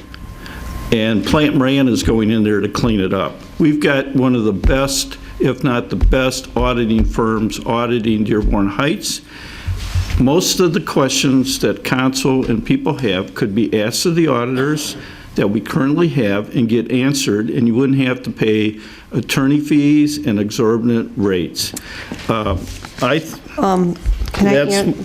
my comments. The reason we cannot use Plant Moran, just like the city of Troy could not use the Raymond Group, it's a conflict of interest. That's what an auditing firm is No, about. they're independent auditors. I object. I know the ethics of a CPA, and you are wrong. Wrong. Sorry, it's a conflict of interest. It is not. And point of order, please. I let you speak. Let me speak now. The reason we ended up with Ottenwest and Schenck, that law firm, is they are part of the My deal. We do participate in my deal. We have for years. That's how we purchase all of our fire trucks and other items for the city. If we did not want to participate in my deal, then why do we? I mean, this is part of the my deal, and they give you the best rate. We buy equipment, we don't buy professional services via that. But my deal covers No, everything, no. though, and you know that. No. So at this point in time, is there any new discussion on this that we haven't already discussed? Just quickly, I want to point out that the final paragraph on the first page says that the law firm of Ottenwas, Tawil, and Schenck is authorized to file mandamus on its behalf. It should say the city council's behalf. The law Okay, firm well, let's does... correct that right now. This is Madam ridiculous. Chair, shouldn't we get, if we are going to be making these adjustments, I think we should get a adjusted resolution with the changes in there cleaned up, and then we could vote on it. I just don't think this is right for us to We- vote on it right now. we have I'm not an changed- attorney, neither are you, none of us are. And so to go through this right now and make all these changes without attorneys involved, I just don't think it'd be a good idea, honestly. Council Chair? Councilman Muscat? I discussed this myself, and it would behoove us to make these changes, and then you call a special session where we can vote on this again. It won't take that long. All you got to do is pick a day, and let's do that the right way. Have the Okay. changes made, then you decide, let's have another meeting. Because of time constraints, we'll convene again, and then we can vote on it then. But let's make the changes, please. That's no problem. Let's go through this Madam then. Chair, I was going Councilwoman to Hicks say, I think it would behoove us all to, one, we need to have a study session, you can do it whenever you want, closed. Well, we need And to do the corrections. We do the corrections And then now bring it because back we're on to a special meeting so we can get it done. Right. Okay. Let's do the corrections now, so we can have a special meeting on this in regards to it afterwards. And move this to study session. So, all right. So Let's Council Chair, hear, with the corrections. Council Chair, where do we see? Which one are we going to strike? Like I said, I have no problem. We need Okay, to get let's it printed strike up, out and this one. we need And I to will- have it printed out and sent to us, It and will then, be. okay. It will We be. just got it yesterday. Yes, and that, we could have walked it on today. We gave you plenty of time. 18 hours is As soon as it was done, it came through. We could have we could have put this on the agenda of today if we had to. There's been plenty of times that we've walked things on at the beginning of a meeting. So hiring a law firm and giving them a blank check, it's... Well, we are changing that, so let's just correct what we want to correct at this point and move on. Let's cancel out the first lawsuit. In the contract with, we're just going to call them OTS to make it quick, on there, they had on, this is in the second paragraph right there, where it says it would start on March 27th, 2019 from the first day. So we definitely got to cross that out. The engagement will be retroactive to the first day that the firm began performing work, et cetera, on or about March 27th. Are we in the retainer agreement? Is that? I'm not Well, that one is on the finding contract, that's on the contract with the firm, which very similar to right there where it says that be resolved, right there. We're looking at the resolution first. Okay. Where are we at in the resolution? All right, then I'll show you right there. Second paragraph from the bottom. Yep, right there. The Dearborn Heights City Council. It's, oh, you don't have this? Or the second one Here from we the go. bottom. That the Dearborn Heights City Council reaffirms that all prior, those are the key words, Except for the actions. first court date, I would say. Correct. They will not be compensated. Point of order, Madam Chair. I only received one of these agreements. I never received the other one. It was emailed to everyone. I'm showing you, I only have this. Who printed your emails up? Stephanie prints all my emails out. I'm showing you what I have. I never got it. Everybody got the same email. I got all the copies. Check your email. I did not Except receive the it. first court And it came late yesterday. And Madam Chair, also with, thank you, Madam Chair, also with the same, that second resolve from the bottom there, we would add that the billing needs to come before City Council for approval. Yes. And Madam... Where are we at? Which? That's second paragraph right That's here. the same paragraph. Oh, okay. Shall be compensated upon ratification of the attached Billing. retainer agreement, subject to final city council Must. approval. Be approved by city council for payment. And then we got to strike out the one where the council chair may authorize this. Yes. That's the last one? I already did that. Okay. That's gone. Don't tell me there isn't. And, Madam Chair? Yes. Are we going to get, maybe I should ask Gary this. Are you going to be looking this over just to make sure we're following all the legalese? I'm trying. I'm not quite sure what the changes are that are all supposed to be made. My personal recommendation would be to set up a special meeting even on Thursday and just contact whoever did this original resolution and actually have them redo it. Thursday, you guys have your forum, don't you? We have, And I don't want to interrupt their forum, unless you want to shoot. We do Wednesday. How fast can we get this done? I have a dental appointment at 4, and that's it. I mean, what can we, if you want to do it Well, earlier at than worst that? case, okay, and I don't need to know who drew this up, but whoever drew this up, maybe have them make the changes, I can do that. send it to the council. We can do He'll that. look it over, make sure that we're all okay as far as legalese is concerned, and then we could set up a final meeting on Tuesday to approve it. Yeah, or For our meeting. Tuesday, next Tuesday? Next Tuesday. How does that work? Is that 21 days? That's still way within the 21 days, if that's what you're concerned about. No, Madam no, Chair. because if it is vetoed, then we're beyond the 21 days. That's why time is of the essence. Well, Council Chair, maybe what you can do is do this in two ways. Again, as a suggestion. Maybe one, you deal with the authorization to perfect the appeal right now. In other words, put that as a special meeting and then have this come back and separate the two things out, since you already authorized the action, you haven't authorized the appeal. My sense is that then they could file a claim of appeal if need be to preserve the issue if there's a concern with regard to that. Okay. I mean, Do we it's going to cost some more money, but if your concern is about the 21 days, then you can preserve the appeal. But make sure that the retainer agreement and the resolution reflect what it is that everyone wants to say, because it's kind of difficult to look at this, because I don't know that the council is going to be unanimous about the March 27th date.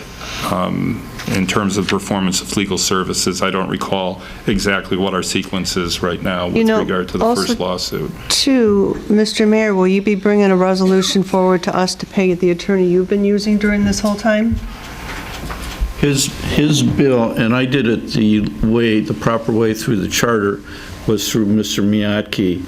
So at some point, he will be providing a bill, but I followed the charter and made sure I followed the charter. One of my recommendations would be that essentially whatever one is concerned about in terms of the money be approved at the same time, both for the mayor's attorney as well as for the council's attorney. I think that would be the... So will the mayor's attorney be paid for the first court date, Mr. Mayor? He should, because I went through the proper way through the charter, and I had to because I was served by this attorney firm with an order to appear in court. I had to get outside counsel.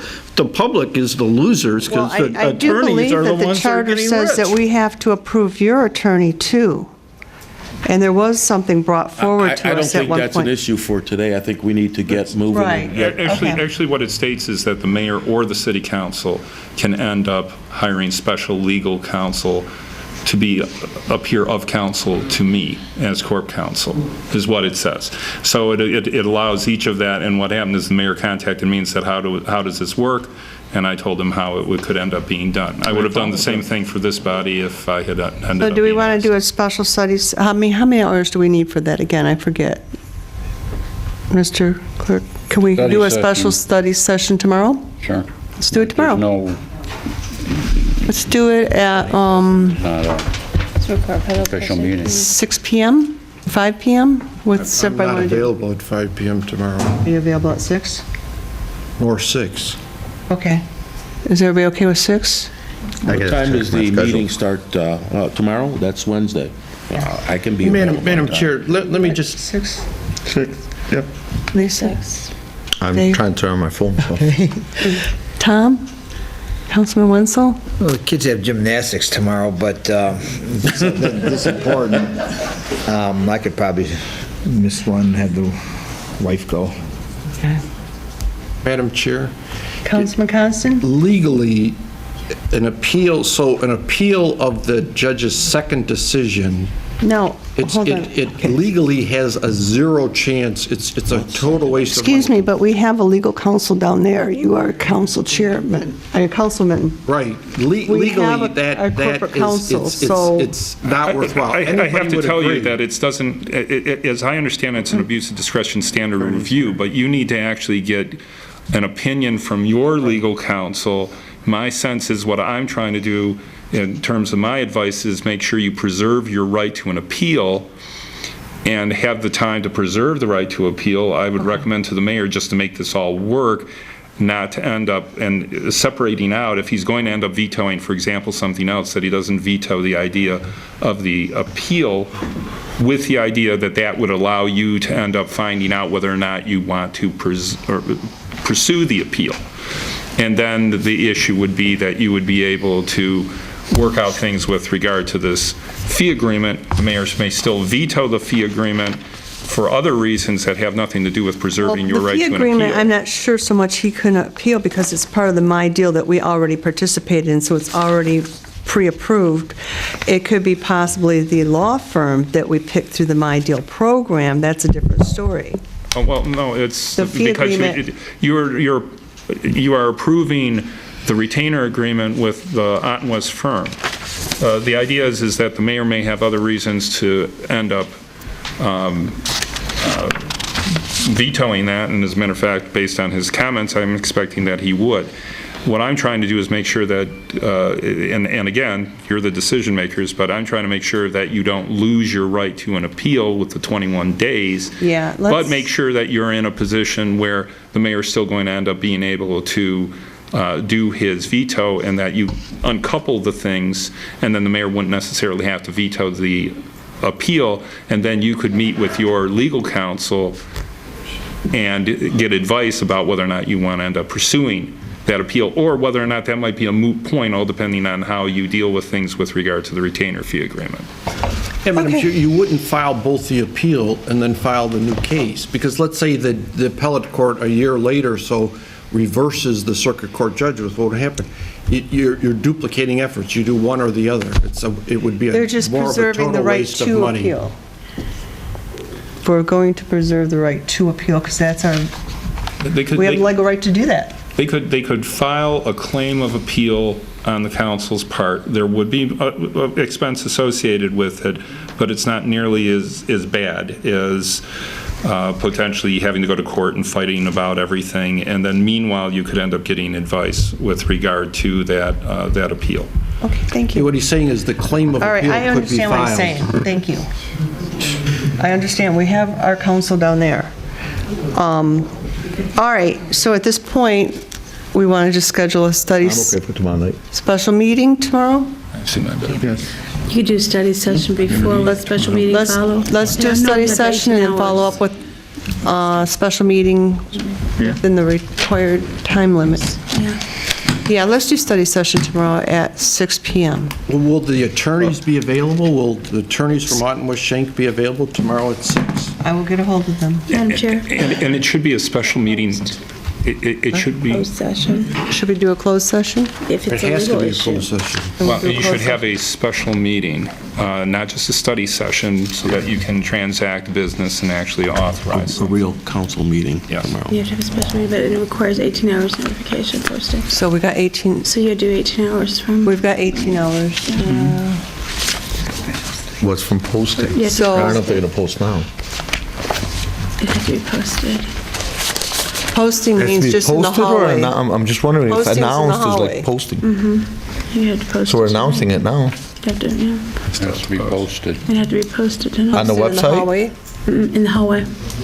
In the hallway. The hallway. Yeah, it doesn't have to be on the web. Okay, so if we did one. You go out there, post it. We are, 24 hours, we're going to meet tomorrow at 10. we are, Trying to make them smell down. No, it's 18 hours. 18 hours. It's Very good. 18. Thank you. Yeah. It's 18. we got 22 hours, so we got some leeway. We got about a couple Well, I mean, the hours. posting's just, I mean, it's. Well, let's carry on Oh. with business so we can Let's it get out of posted here then, so we okay? can get within our I have a time motion on the limit. floor, though, Madam Chair, so you're going to have to decide what you're doing. Are you going to amend your motion down there? I'll amend my motion to move this to a special meeting for tomorrow. Support. Are we on the time? Support? So you'd have to concur. 6 o'clock. Support. Support by Councilman Muscat. Aren't we doing a closed study session first? It's closed. All those in favor, say aye. Aye. So we will have a special closed study session tomorrow. How about all the no's first? Pardon? You gotta ask for all the no's first. All those opposed? No. Councilman Constant is opposed. Sorry about that. Okay. I think, Madam Chair, I don't mean to misspeak, but I think there was a question down here on the end. Yeah, I'm not sure, excuse me, what you're doing. You said a special closed study session. There's a difference between a special meeting and a study session. It should be a special meeting, and you should have a section of it that can be a closed session. What exactly are we supposed to post? We're going to start with the closed study session, then we will follow with a special meeting afterwards. Madam Chair. Yes. Gary, correct me if I'm wrong. This is not, I don't know if it needs to be a closed study session, because we're not negotiating a contract. We're talking about a resolution. It's about litigation. Right, but this is a resolution. The resolution is going to lead to litigation. But there's So I think this should litigation already be, in personally, I place. think it should be an open session if we could do that. Well, look, I'm trying to tell you what I would consider to be appropriate under the circumstances, and essentially what would be appropriate under the circumstances would be for the council, for the city council, to discuss the idea of an appeal with the members of your body. All right? And that's what should be done, and that should ordinarily be done in a closed session. Okay. And then a meeting to follow. And then a meeting to follow in terms of what action would end up being taken by this. And the meeting would be an open session? That meeting would be an open session. Be a regular city council meeting. And I'll be available if you need to pull me in at different points, whatever. I disagree, but respect the opinion. Okay. So are we straight on this? 6 PM, we start our closed sessions, followed by a special meeting right after it. Is there, since that's going to be an open meeting, should we announce the exact time for the public? Immediately following. Immediately following, probably as early as 6:30, possibly 7 the latest. I don't think we're going to need that much time. And it has to start as an open session before you go into the closed Right, you session. start as open, you close. Okay. All right, so I guess we're done with this for the moment. Well, so the Next 11A is... Next item on the agenda is communications. We have Mark S. Roberts, who's been sitting here patiently, SPR 19-04, rezoning request recommendation from the Dearborn Heights Planning Commission for 26659 and 26705 Ford Road. Madam Chair, Councilman Bazey? I move the council to concur with the Planning Commission and deny rezoning as outlined in 12A. Second. Second by Councilman Wenzel. Is there any discussion? Madam Chair? Councilman Abdullah? I know we're going to hear from Mark Roberts at this particular point, but I think this is too important of a decision for the residents and for the city. I think we should take this to a study session personally. I think there's just too much information that we need to know. Right now, we do have a motion on the table where we are to vote on the motion before us from Marcus Roberts. If I could make a suggestion, because of the nature of this motion, I would suggest that the motion reference based upon the results of the hearing conducted by the Planning Commission as the factual basis for the decision. Okay, thank you. So it's already went through the planning? It's already So in it's here. already, the decision's been made. We just have to do the final okay on it, what they have told us they wanted. Madam Chair, I'm sorry, just to be precise on it, the Planning Commission has no authority to amend an ordinance. What the Planning Commission does is pursuant to the Zoning Enabling Act, they conduct a public hearing, right, make findings of fact, make a recommendation to the council. The council's the only one that can amend the ordinance. So you've got your recommendation. I believe the motion was to follow the recommendation. I suggested adding, based upon the record developed by the Planning Commission, or words to that effect. But it's the council's decision. Okay, thank you. If I may, the wording is important, was what Mark is trying to make sure that that's included in the motion, because that has to be reflected if there is any action that goes to court. All right, so. Councilman Wenzel. I'd like to ask a couple questions to the Planning Commission Chair, Andrew Zamet.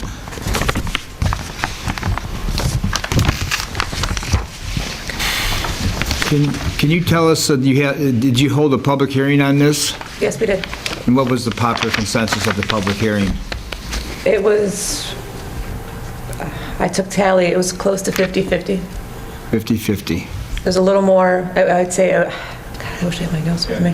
There was more towards denying, no, it was more towards recommending the rezoning. In our packet, we've got several pages of a petition.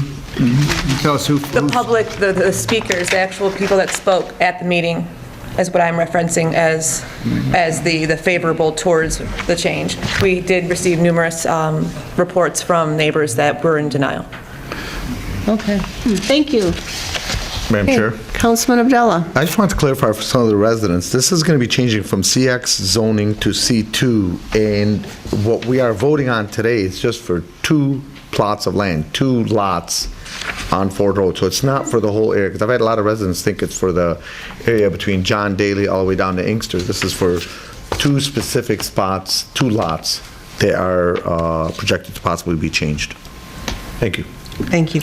Council Chair? Councilman Muscat? I'm torn between this. Let me say that, number one. But I do see almost 200 petitions, 200 signatures on a petition. They don't want this. And they're all residents of the city of Dearborn Heights in the surrounding area. Let us be very clear about that. Number two, I am going to ask the council chair if I may be able to abstain from this, because the attorneys at hand I have a relationship with. So I respectfully ask that. I will allow that. So then, did you get the right verbiage? You got the right verbiage on this? Okay. Can you clarify the motion verbally so we can read it? Okay, this is Mark S. Roberts, SPR 19-04, rezoning request recommendation from the Dearborn Heights Planning Commission for 26659 and 26705 Ford Road. That is to deny the rezoning. Okay, if I may, if the motion is to follow the recommendation of the Planning Commission, yes, I would suggest the motion be moved to adopt the recommendation of the Planning Commission to deny the petition to rezone the subject property based upon the record developed by the Planning Commission and the findings made in that hearing. Just what he said. Who made that motion? Who made the motion? I did. Oh, Bill got it. Second? I second it. Dave, I'm sorry, Tom Wenzel. You'll send us a copy of that motion, Mike? I got that. All right. Any further discussion? You're hired. Okay, all those in favor say aye. Aye. Those opposed? The ayes have it. One abstain. One abstain is Councilman Muscat. Okay, next we have comments from council members. Chair? Councilman Wenzel. I've got, if anybody wants to take a bathroom break, you take it now. No. First of all, I received a packet from Diane Webb's office. Is that person still here? I had something for Diane. Did they? Okay, I guess not. This past week, we had our annual summer rain garden maintenance at the Richard A. Young Center. Special thanks to Artistic Landscaping. They came out and did a lot of work there for us. Special thanks to our chair, Barb Gorka, and all the honorary students that showed up from the high schools. Another special thanks to Mike Blackburn and the building maintenance department. Took care of us with the mulch. They put up some new bleachers over there by the baseball diamonds that we've been talking about lately. Thank you very much. This Saturday is the Dad's Club Field Day. Starts at 10 a.m. till, I think, 4. All public officials are welcome to show up at 12 o'clock to 1, where they have the award ceremony. And speaking of the Dad's Club, I was at a meeting and I was told that the Dad's Club had a fundraiser at one of the fields there, and the Recreation Department charged them $850 for use of a field. I'd like the Mayor's office and the Recreation Department to get together and refund the Dad's Club that $850. I don't see any reason why they charge it. They've never charged us before for use of a I field. was not aware of it, so we'll reverse it. Okay. I'd like to also talk to the council chair and speak. We should have a charter review committee. Maybe we should start that, look into that. And also, as everybody came in today, you probably seen the Veterans Memorial outside, the wall getting taken care of. That's a good start. The shrubbery's cut away. It's accessible now, really nice. And that's a memorial to those who have passed away, our veterans. And I think we should do more for the living veterans. I'm going to make some comparisons to the police, and I don't mean any disrespect or anything. The police deserve everything that they get. And I just want the veterans to get just as much. You know, recently, unfortunately, an officer passed away, and there were several hundred people at his funeral. And every day, hundreds of veterans pass away, and no one shows up for their funeral. It'd be nice if we treated our veterans the same way we treat our law enforcement officers in events like this, to support them. It'd be nice if a veteran could walk into a 7-Eleven and say, hey, I'm a vet, and get a free Slurpee or a free coffee. And, you know, we're known as Tree City here in Dearborn Heights. I'd like to be known as Veteran City. We should start a program, be on the ground floor, and a model program for other cities, honoring our vets year-round, not just a few days a week. And I'd like to recognize, do we have any vets here today? If any vets here, stand up, please. I'd like to start the recognitions right now. And no other vets? I put together a Facebook page. There might be a little couple glitches. And it's Dearborn Heights Veterans is the name of the Facebook page. And this Facebook page is for Dearborn Heights veterans, veterans who are in need, and people who want to help them for like food, household chores, transportation, etc., or something as simple as someone to talk to. And this is a new Facebook page. There might be a couple glitches, but it's Dearborn Heights Veterans. So I want everybody to go onto that page, and if you can help, you can help. If someone needs help, they can post it there and find people that can help them out. Thank you. Council Chair? Madam Chair. Councilman Muscat? A couple things. First, I made an announcement at one of the senior citizens get-togethers about DTE, and it was overwhelming. I was overwhelmed with phone calls, emails, text messages, pictures, and I reached out to DTE about the way the trees were being cut and the messes left behind. I guess it just fell on deaf ears.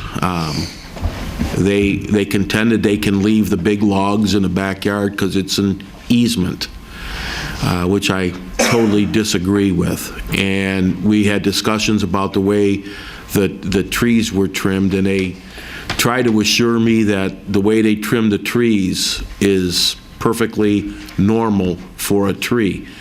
My eyes don't deceive me. I think they're horrible. And I don't know what more I could do to help anybody. I did my best.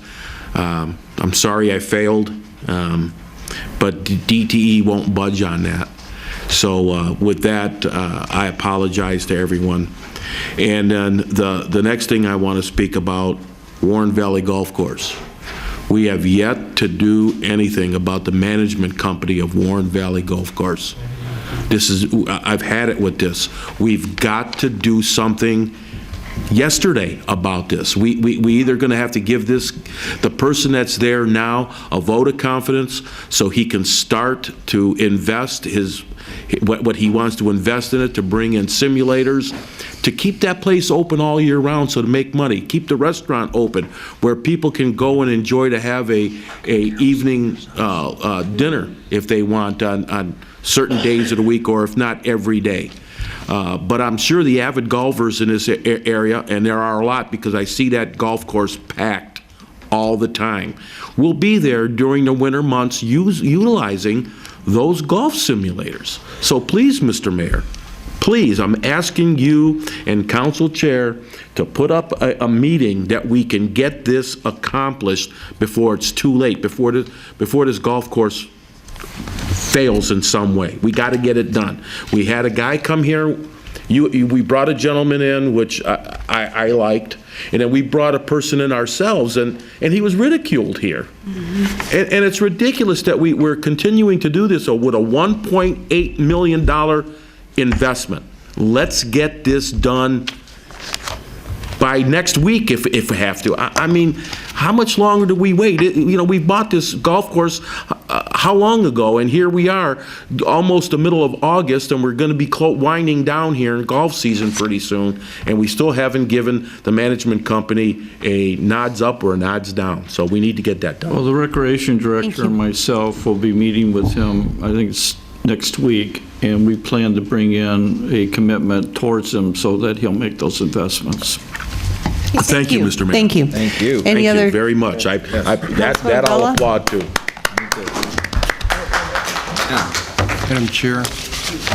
Councilman Go ahead. Abdullah. Just want to point out that in my business, we do different research, and one of the researches that I came across just totally accidentally, and I just want to say it to the residents, give them good news, that Dearborn Heights, Michigan, over the past 5 years, the median value in Dearborn Heights has increased by 74%, which ranks it in the top 25 U.S. suburbs in the U.S. So just want to say good job, everybody, and our values are going up. So Thank you. Mr. top Clerk? 25, so it's good. Mr. Clerk? Thank you, Madam Chair. I've got a lot to say about the upcoming election, so please bear with me. I usually just talk, but there's so much important stuff to tell you that I've got it written. The laws have changed. Previously to Proposal 3, if you were not registered 30 days before the election, you would not be eligible to vote. That is no longer true. If you register within 15 days of the election now, which we are currently within 15 days, 2 weeks away from tonight, voters may only register in person with their local clerk in order to vote in the August 6th primary. Voters must have proof of residency in order to be eligible to vote in this election.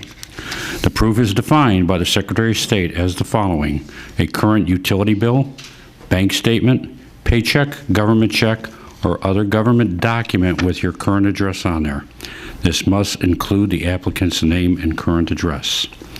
If you do not have that, you could still register, but you will not be eligible to vote in the election. Speaking of registering to vote, you could register on Election Day with the same requirements. You would be issued an absentee ballot if you have the proper documentation. Please know, folks, this is not an optimal way to register to vote. If you register on Election Day, our office is busy, our staff is limited, and we'll be getting phone calls. We strongly encourage you to avoid that. It'll be headaches in line for you, and it's better to register ahead and be able to vote. The 30-day requirement has not changed, even though you can register up until Election Day. You must be a citizen for at least 30 days of the city of Dearborn Heights to be eligible to vote in the election.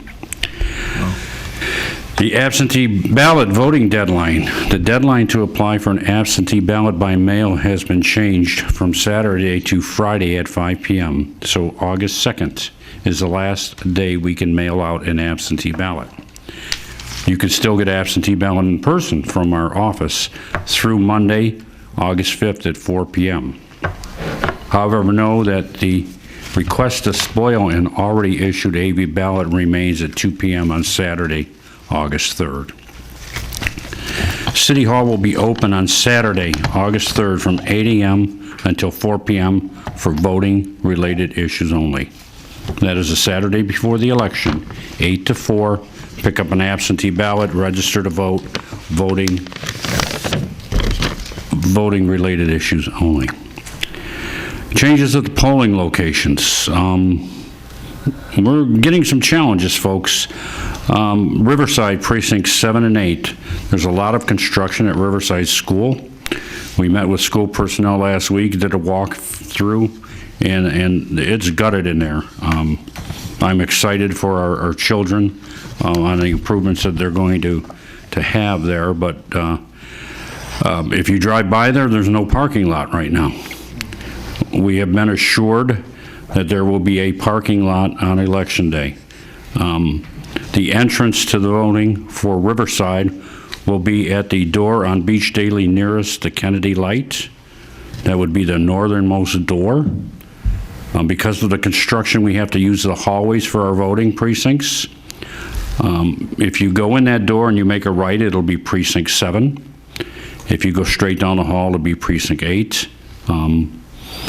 The personnel has been just marvelous in working with us and making things as smooth as possible. They assured me handicap parking would be temporarily posted there. Just discovered, today we were going out visiting polls, just discovered there's no parking lot at Kinlock. That was an event. They assured us that there will be something there by Election Day, probably not a finished product, but enough for us to drive on. So, no, that's going up. Robichaud High School, Precinct 19. Many of our polls don't have the luxury of air conditioning in August. That is an especially hot poll where I've had poll workers quit because it's too hot. We talked to the Westwood personnel. They're gracious enough to let us utilize the auditorium stage. It's air conditioned on the auditorium stage. You'll enter in a different part of Robichaud High School. Instead of entering at the most eastern door, you'll enter at the door next to that, and you'll simply enter in there, turn right, you'll be on the stage, and you'll be able to vote there.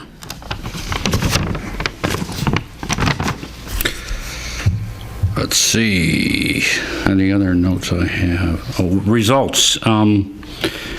As many of you know that follow elections, 2 years ago, there was a new system installed by Wayne County where the results were modemed down to Wayne County, and the results were on their website, and the results were there quicker than our people even got in from the field. I have some poll workers out there, and they can testify that they got work to do to close out there. They have to sit here, we have to check their equipment and check the reports, check their computers, make sure everything, so all that takes time. The new machines modem the results to Wayne County. It worked fine in 2017. It was a complete bust in 2018. I've talked to Wayne County today, had some extensive discussions. It will not be the way it was in 2017, where there was an interactive map where you could pick on your city and get the results, but they will be posting the results hourly from the modem. So I would assume that the results that are on the website of Wayne County will be quicker than what we can get to you, because we cannot read the results until all our workers have checked in, and some come from Bedford as far away, and if they have some delays there, sometimes they don't get here till 9:30, but the results would have been modemed in by 8:30. So hopefully I will post that website address where you could look at that. We're currently experiencing road construction on George Street between the City Hall and Library. I received assurances that the construction will be complete by Election Day, and access to both City Hall parking lot and Carolyn Kennedy will be fully functional. There is a possibility, I've been told, that some construction may be occurring on Fenton, but should not affect your access to the voting area. Finally, what I'd like to say is, you listen to all this, conducting an election takes a lot of planning, communication, and teamwork. There's so many different areas and activities to manage, from the equipment to hiring nearly 200 workers to getting assistance and cooperation from 18 different physical locations. We always hope it ends up as a well-choreographed dance. However, we always have hiccups along the way. I urge anyone who's concerned about voting on Election Day, whether it be due to construction, a long walk from the parking lot, experiencing lines or delays, to consider taking advantage of the no reason new absentee law. You can vote absentee and not have to provide a reason. You may obtain and vote absentee without any checking off that you're a certain age or you'll be out of the city or anything like we used to. Finally, I'd like to thank the Dearborn, Crestwood, District 7, and Westwood School Districts for the wonderful cooperation and assisting us, especially those that are undergoing their own set of difficulties as they make the improvements for our students. I'd also like to thank my staff, both full and part-time, that have put in so many hours of hard work and preparation for the election, to our poll workers, some 180 strong. And I want to thank our poll workers in advance. There's some of them out there, for your hard work and dedication. Also, I want to thank people in the city. I've had assurances and talks with the mayor, and he's pledged full support. I've had a couple meetings with Director Haddad, who is bending over backwards to help us at the locations there.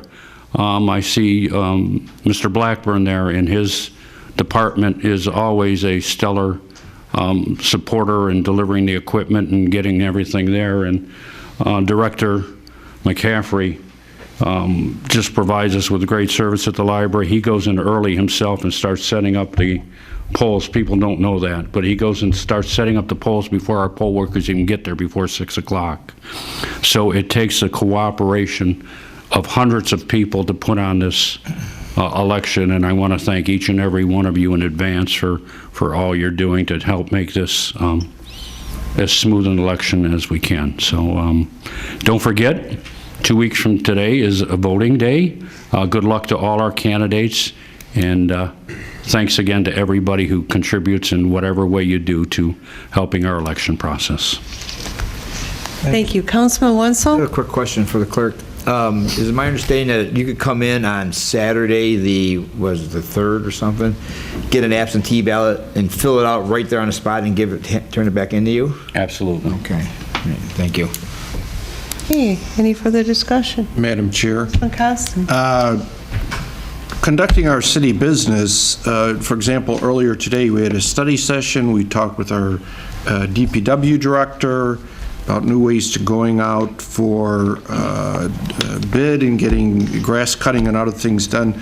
The way the council and the city conducts business is very important, and I would ask that a better look be taken at how the city business is conducted and how our meetings are conducted. For example, the comment that Plant Moran would have a conflict to provide us information on the audit that they do, that they're hired by the council to do, about the spending of the PEG money, that's just not correct. And this is spending a lot of money. We're spending a lot of time and money on this issue, and the city has a lot of professionals and professional advice available at its disposal.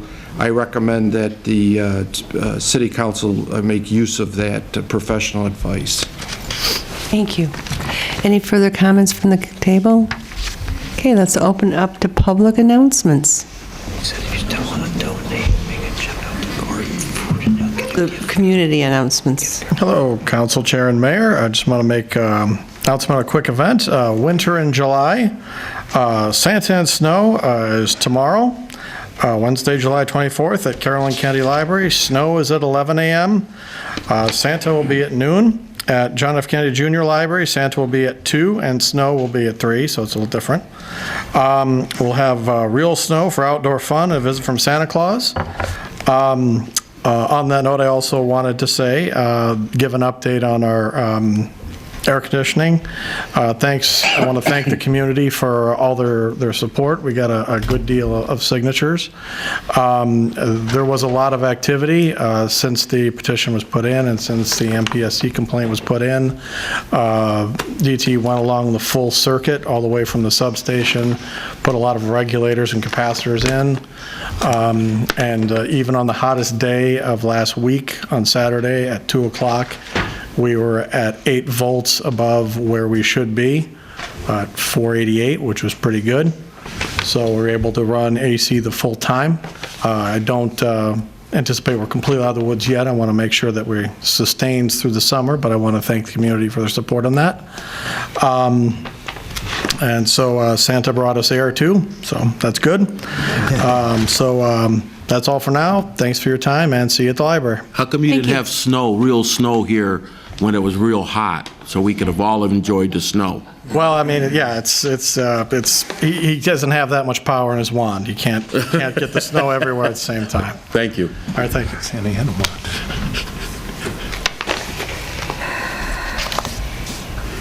Good evening, Council, Mayor, and for Councilman Muscat. And we didn't have the snow, but I did have the splash pad open for you, so you could have went over there at any time. Yeah, thank you. So, just a That couple would have things. been a good sight. Just a couple things. I just want to make you aware of what's going on in the Recreation Department as far as the seniors, senior trips. Tomorrow, they're actually going up to Dow Gardens in Midland, Michigan, and they'll be walking through the gardens there. It's a beautiful sight. I don't know if anybody's ever been there, but I have once before, and it is very nice up there. Tigers Senior Day is on August 7th. The Tigers are playing the Chicago White Sox, 1:10 p.m. start time. Bus leaves approximately around 11 a.m., depending on what side of town you're on. One thing that I wish I could go to, but I'll be working that day. Seniors are having a Detroit history tour, the felonies and misdemeanors, the Detroit Cops and Robbers tour.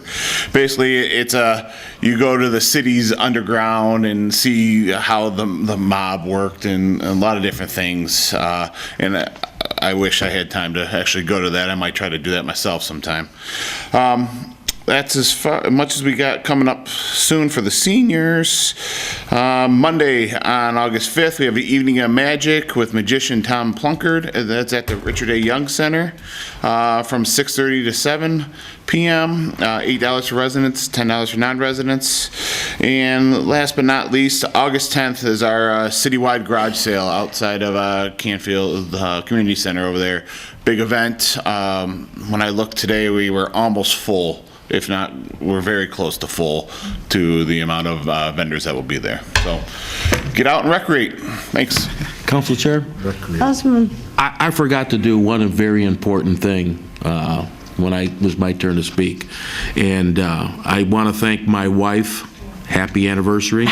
And I'm sorry we had to spend tonight at a city council meeting instead of a nice dinner somewhere.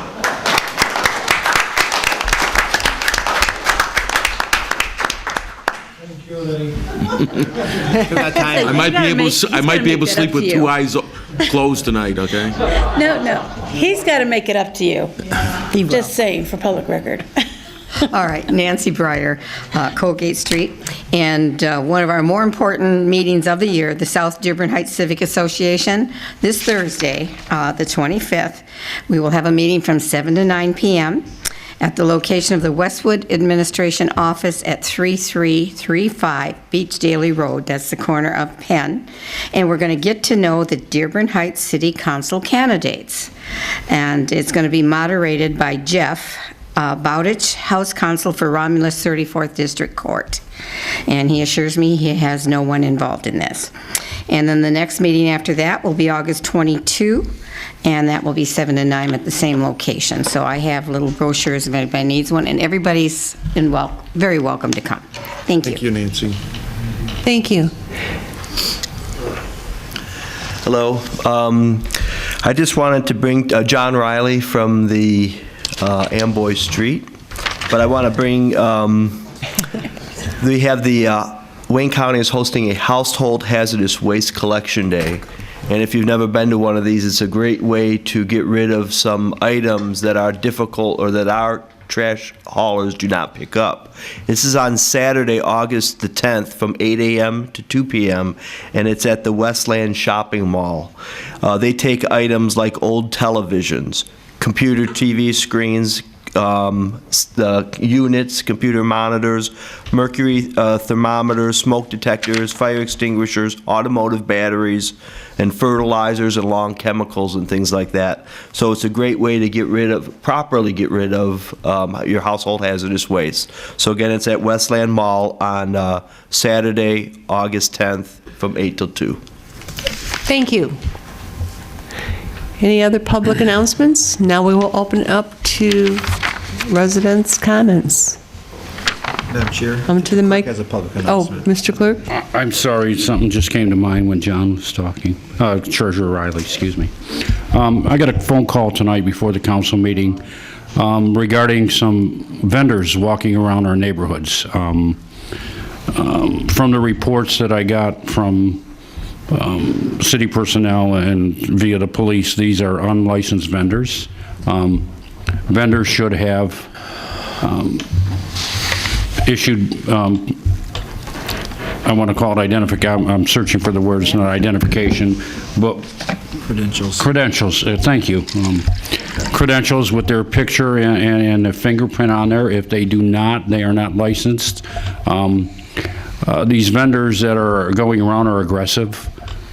Please beware. Please call the police. The police are concerned. They called us this evening.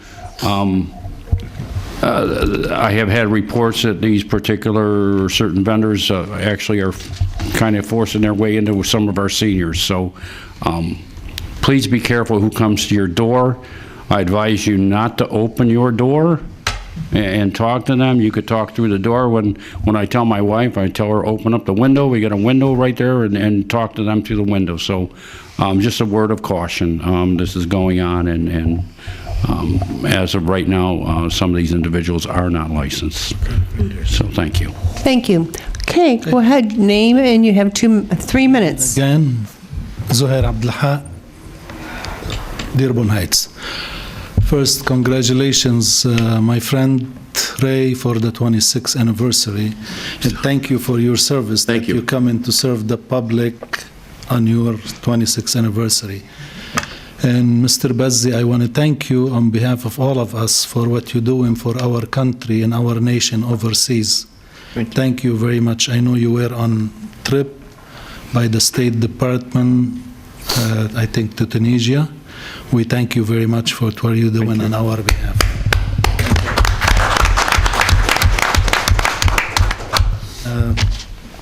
Couple things. The building department, I believe we should have a director as soon as possible. And I don't see that the issue of the 55,000 stands anymore, because one of the directors who was making $55,000 left, and you guys approved $75,000 for the newcomer. So I believe the excuse of nobody wants to work for 55, with my respect to the mayor, is not valid.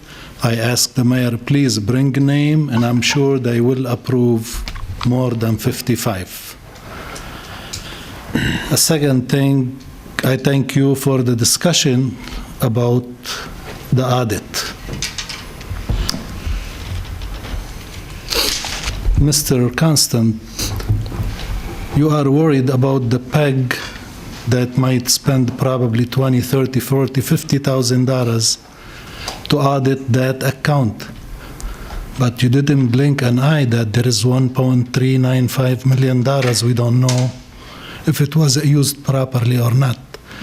I wish you read the Plant Moran audit report. I don't know if you read it or not. I did read almost 12 years back, and I read the opinion of the judge. I think the judge gave you a roadmap what to do. She gave an excellent opinion. She followed the law to the point. I hope you follow her instructions, and I hope You sit with Mr. Mayatki with all the differences in your lawyers, and I am sure you're going to come up with something which is acceptable to everybody and which is going to be the least expensive for the taxpayers. And I thank you for your service, all of you. Thank you. Thank you. Anyone else? Your name, and you have 3 minutes. Dana Parrish, 5614 Grinley Park. Two things. As city officials and employees, being a former employee, we're all bound by the Constitution of the United States, the state of Michigan, and of course the city that we work for. And part of that is to be honest, fair, respectful of all persons and property. And almost every city or municipality in the area has some sort of a ethics ordinance enforced. The city of Dearborn Heights, I checked, and we don't have an ethics ordinance. And I think I would at least like to bring forward the idea, the thought, that perhaps the city of Dearborn Heights should look into the idea of an ethics ordinance. The Attorney General for the state of Michigan has got a guide that's available.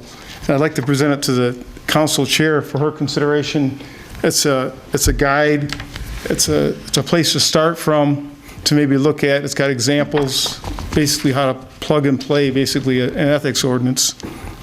Okay, thank you. The second thing is, I was going to talk about something else, but I saw actually some good things tonight about the cooperation. Mr. Miyake, we've had our differences before. We've spoken, but debate is partially about agreements and disagreements. And, I saw some good disagreements and some debate, but then I also saw some, coming together. You might see each other in court again, but at least you're going to talk in here. And one of the things I haven't seen, and I went through about 24 months of meetings and YouTube videos and so forth, and one of the things I didn't see was a lot of corporation council versus mayor versus city council, and where that junction came together. What I'm trying to say is that corporation council represents the city council and the mayor. He's like an impartial person that stands between both sides, the administration and the city council. And what I tried to do is go back and look and see, how many times, or is this being impartial? And that's what I was trying to look at, see, hey, is this an impartial person here? Because sometimes we all lose our impartiality a little bit. And tonight it was refreshing to see that, Mr. Miyake, I have to give you a hand, that, even though you were standing on one side, you were being attacked, sort of, you were able to stand there in the middle and maintain your impartiality. And that's all we can expect as a person, and as being an officer, you can get kicked and punched and whatever, but you still have to go to court and you have to tell the truth. And that's what you have to expect. And that's sort of what we all, I think, expect when we get there. And we expect each person to do his or her job. And there's only one counsel here, Mr. Miyake. Regardless of what our other positions are, there's one lawyer here.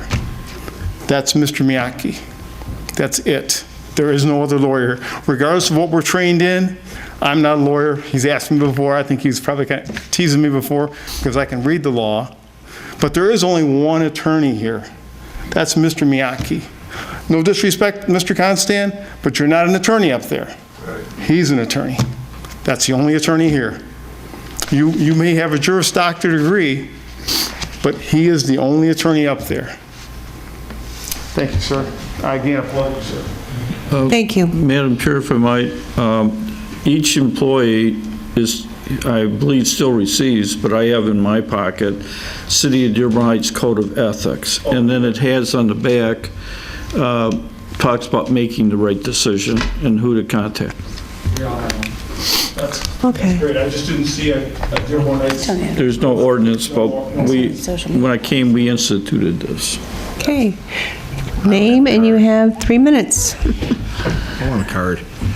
My name's Ed Frolick. I reside on Robdale Street, and I commend this person, what he said. because I said to the last meeting that I'm going to come after you, Maki. So I take my hat off and I'm not coming after you, okay, because you spoke up, okay? But like this other gentleman said, Mr. Constance, you're not an attorney. I mean, you might have been an attorney, but he's the one that runs the show, okay? And that's when I made a comment before, lawyers stick together, okay? Well, which I shouldn't have ever said, but that's the truth, okay? And as far as Plant Moran comes, I used to work for Garden City Schools, and they had Plant Moran there. And you know what happened to Garden City Schools? They privatized, okay? So Plant Moran, go fly your kite. No, wait a minute, okay? Let me finish, okay? Go right ahead. And that. You need to have somebody else check the books, okay? And I take my hat off to Tom Cuncil for saying about the veterans to get something going, because when my father-in-law passed away, he used to get disability, and my mother-in-law was cut off from disability and that. I took my mother-in-law in because she needed the help, okay, and that. But I take my hat off to you.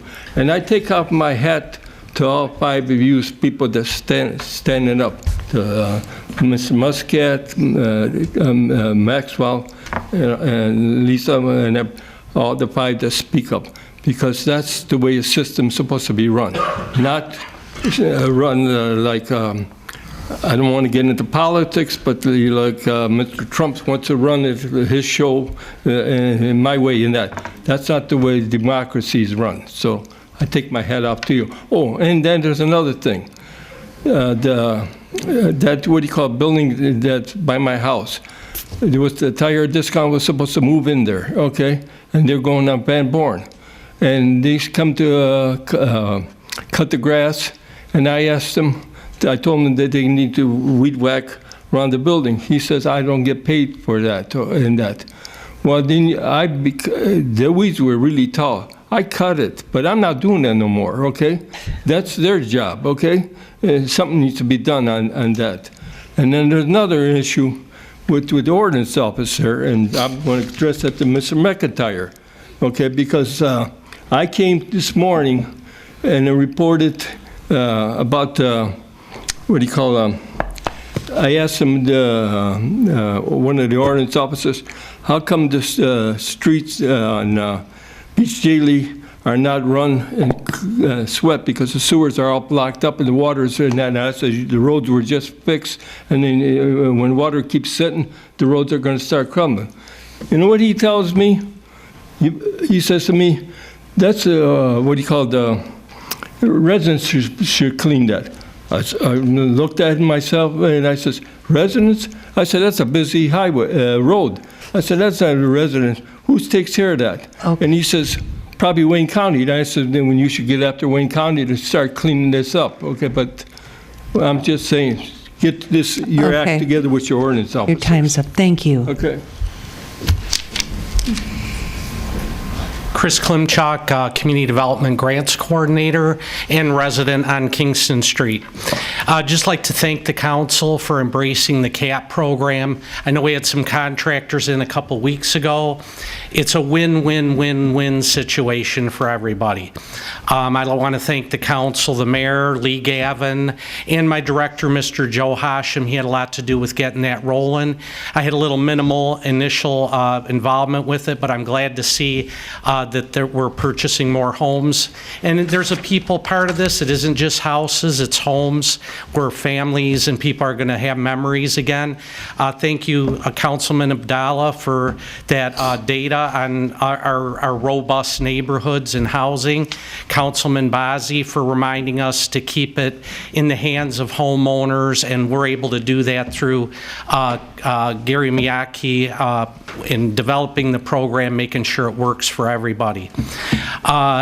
I want to, as Michigan Community Development Association Chair, I want to announce our agenda is online for our upcoming annual conference, which is going to be at the Dearborn Doubletree, Dearborn Detroit Doubletree.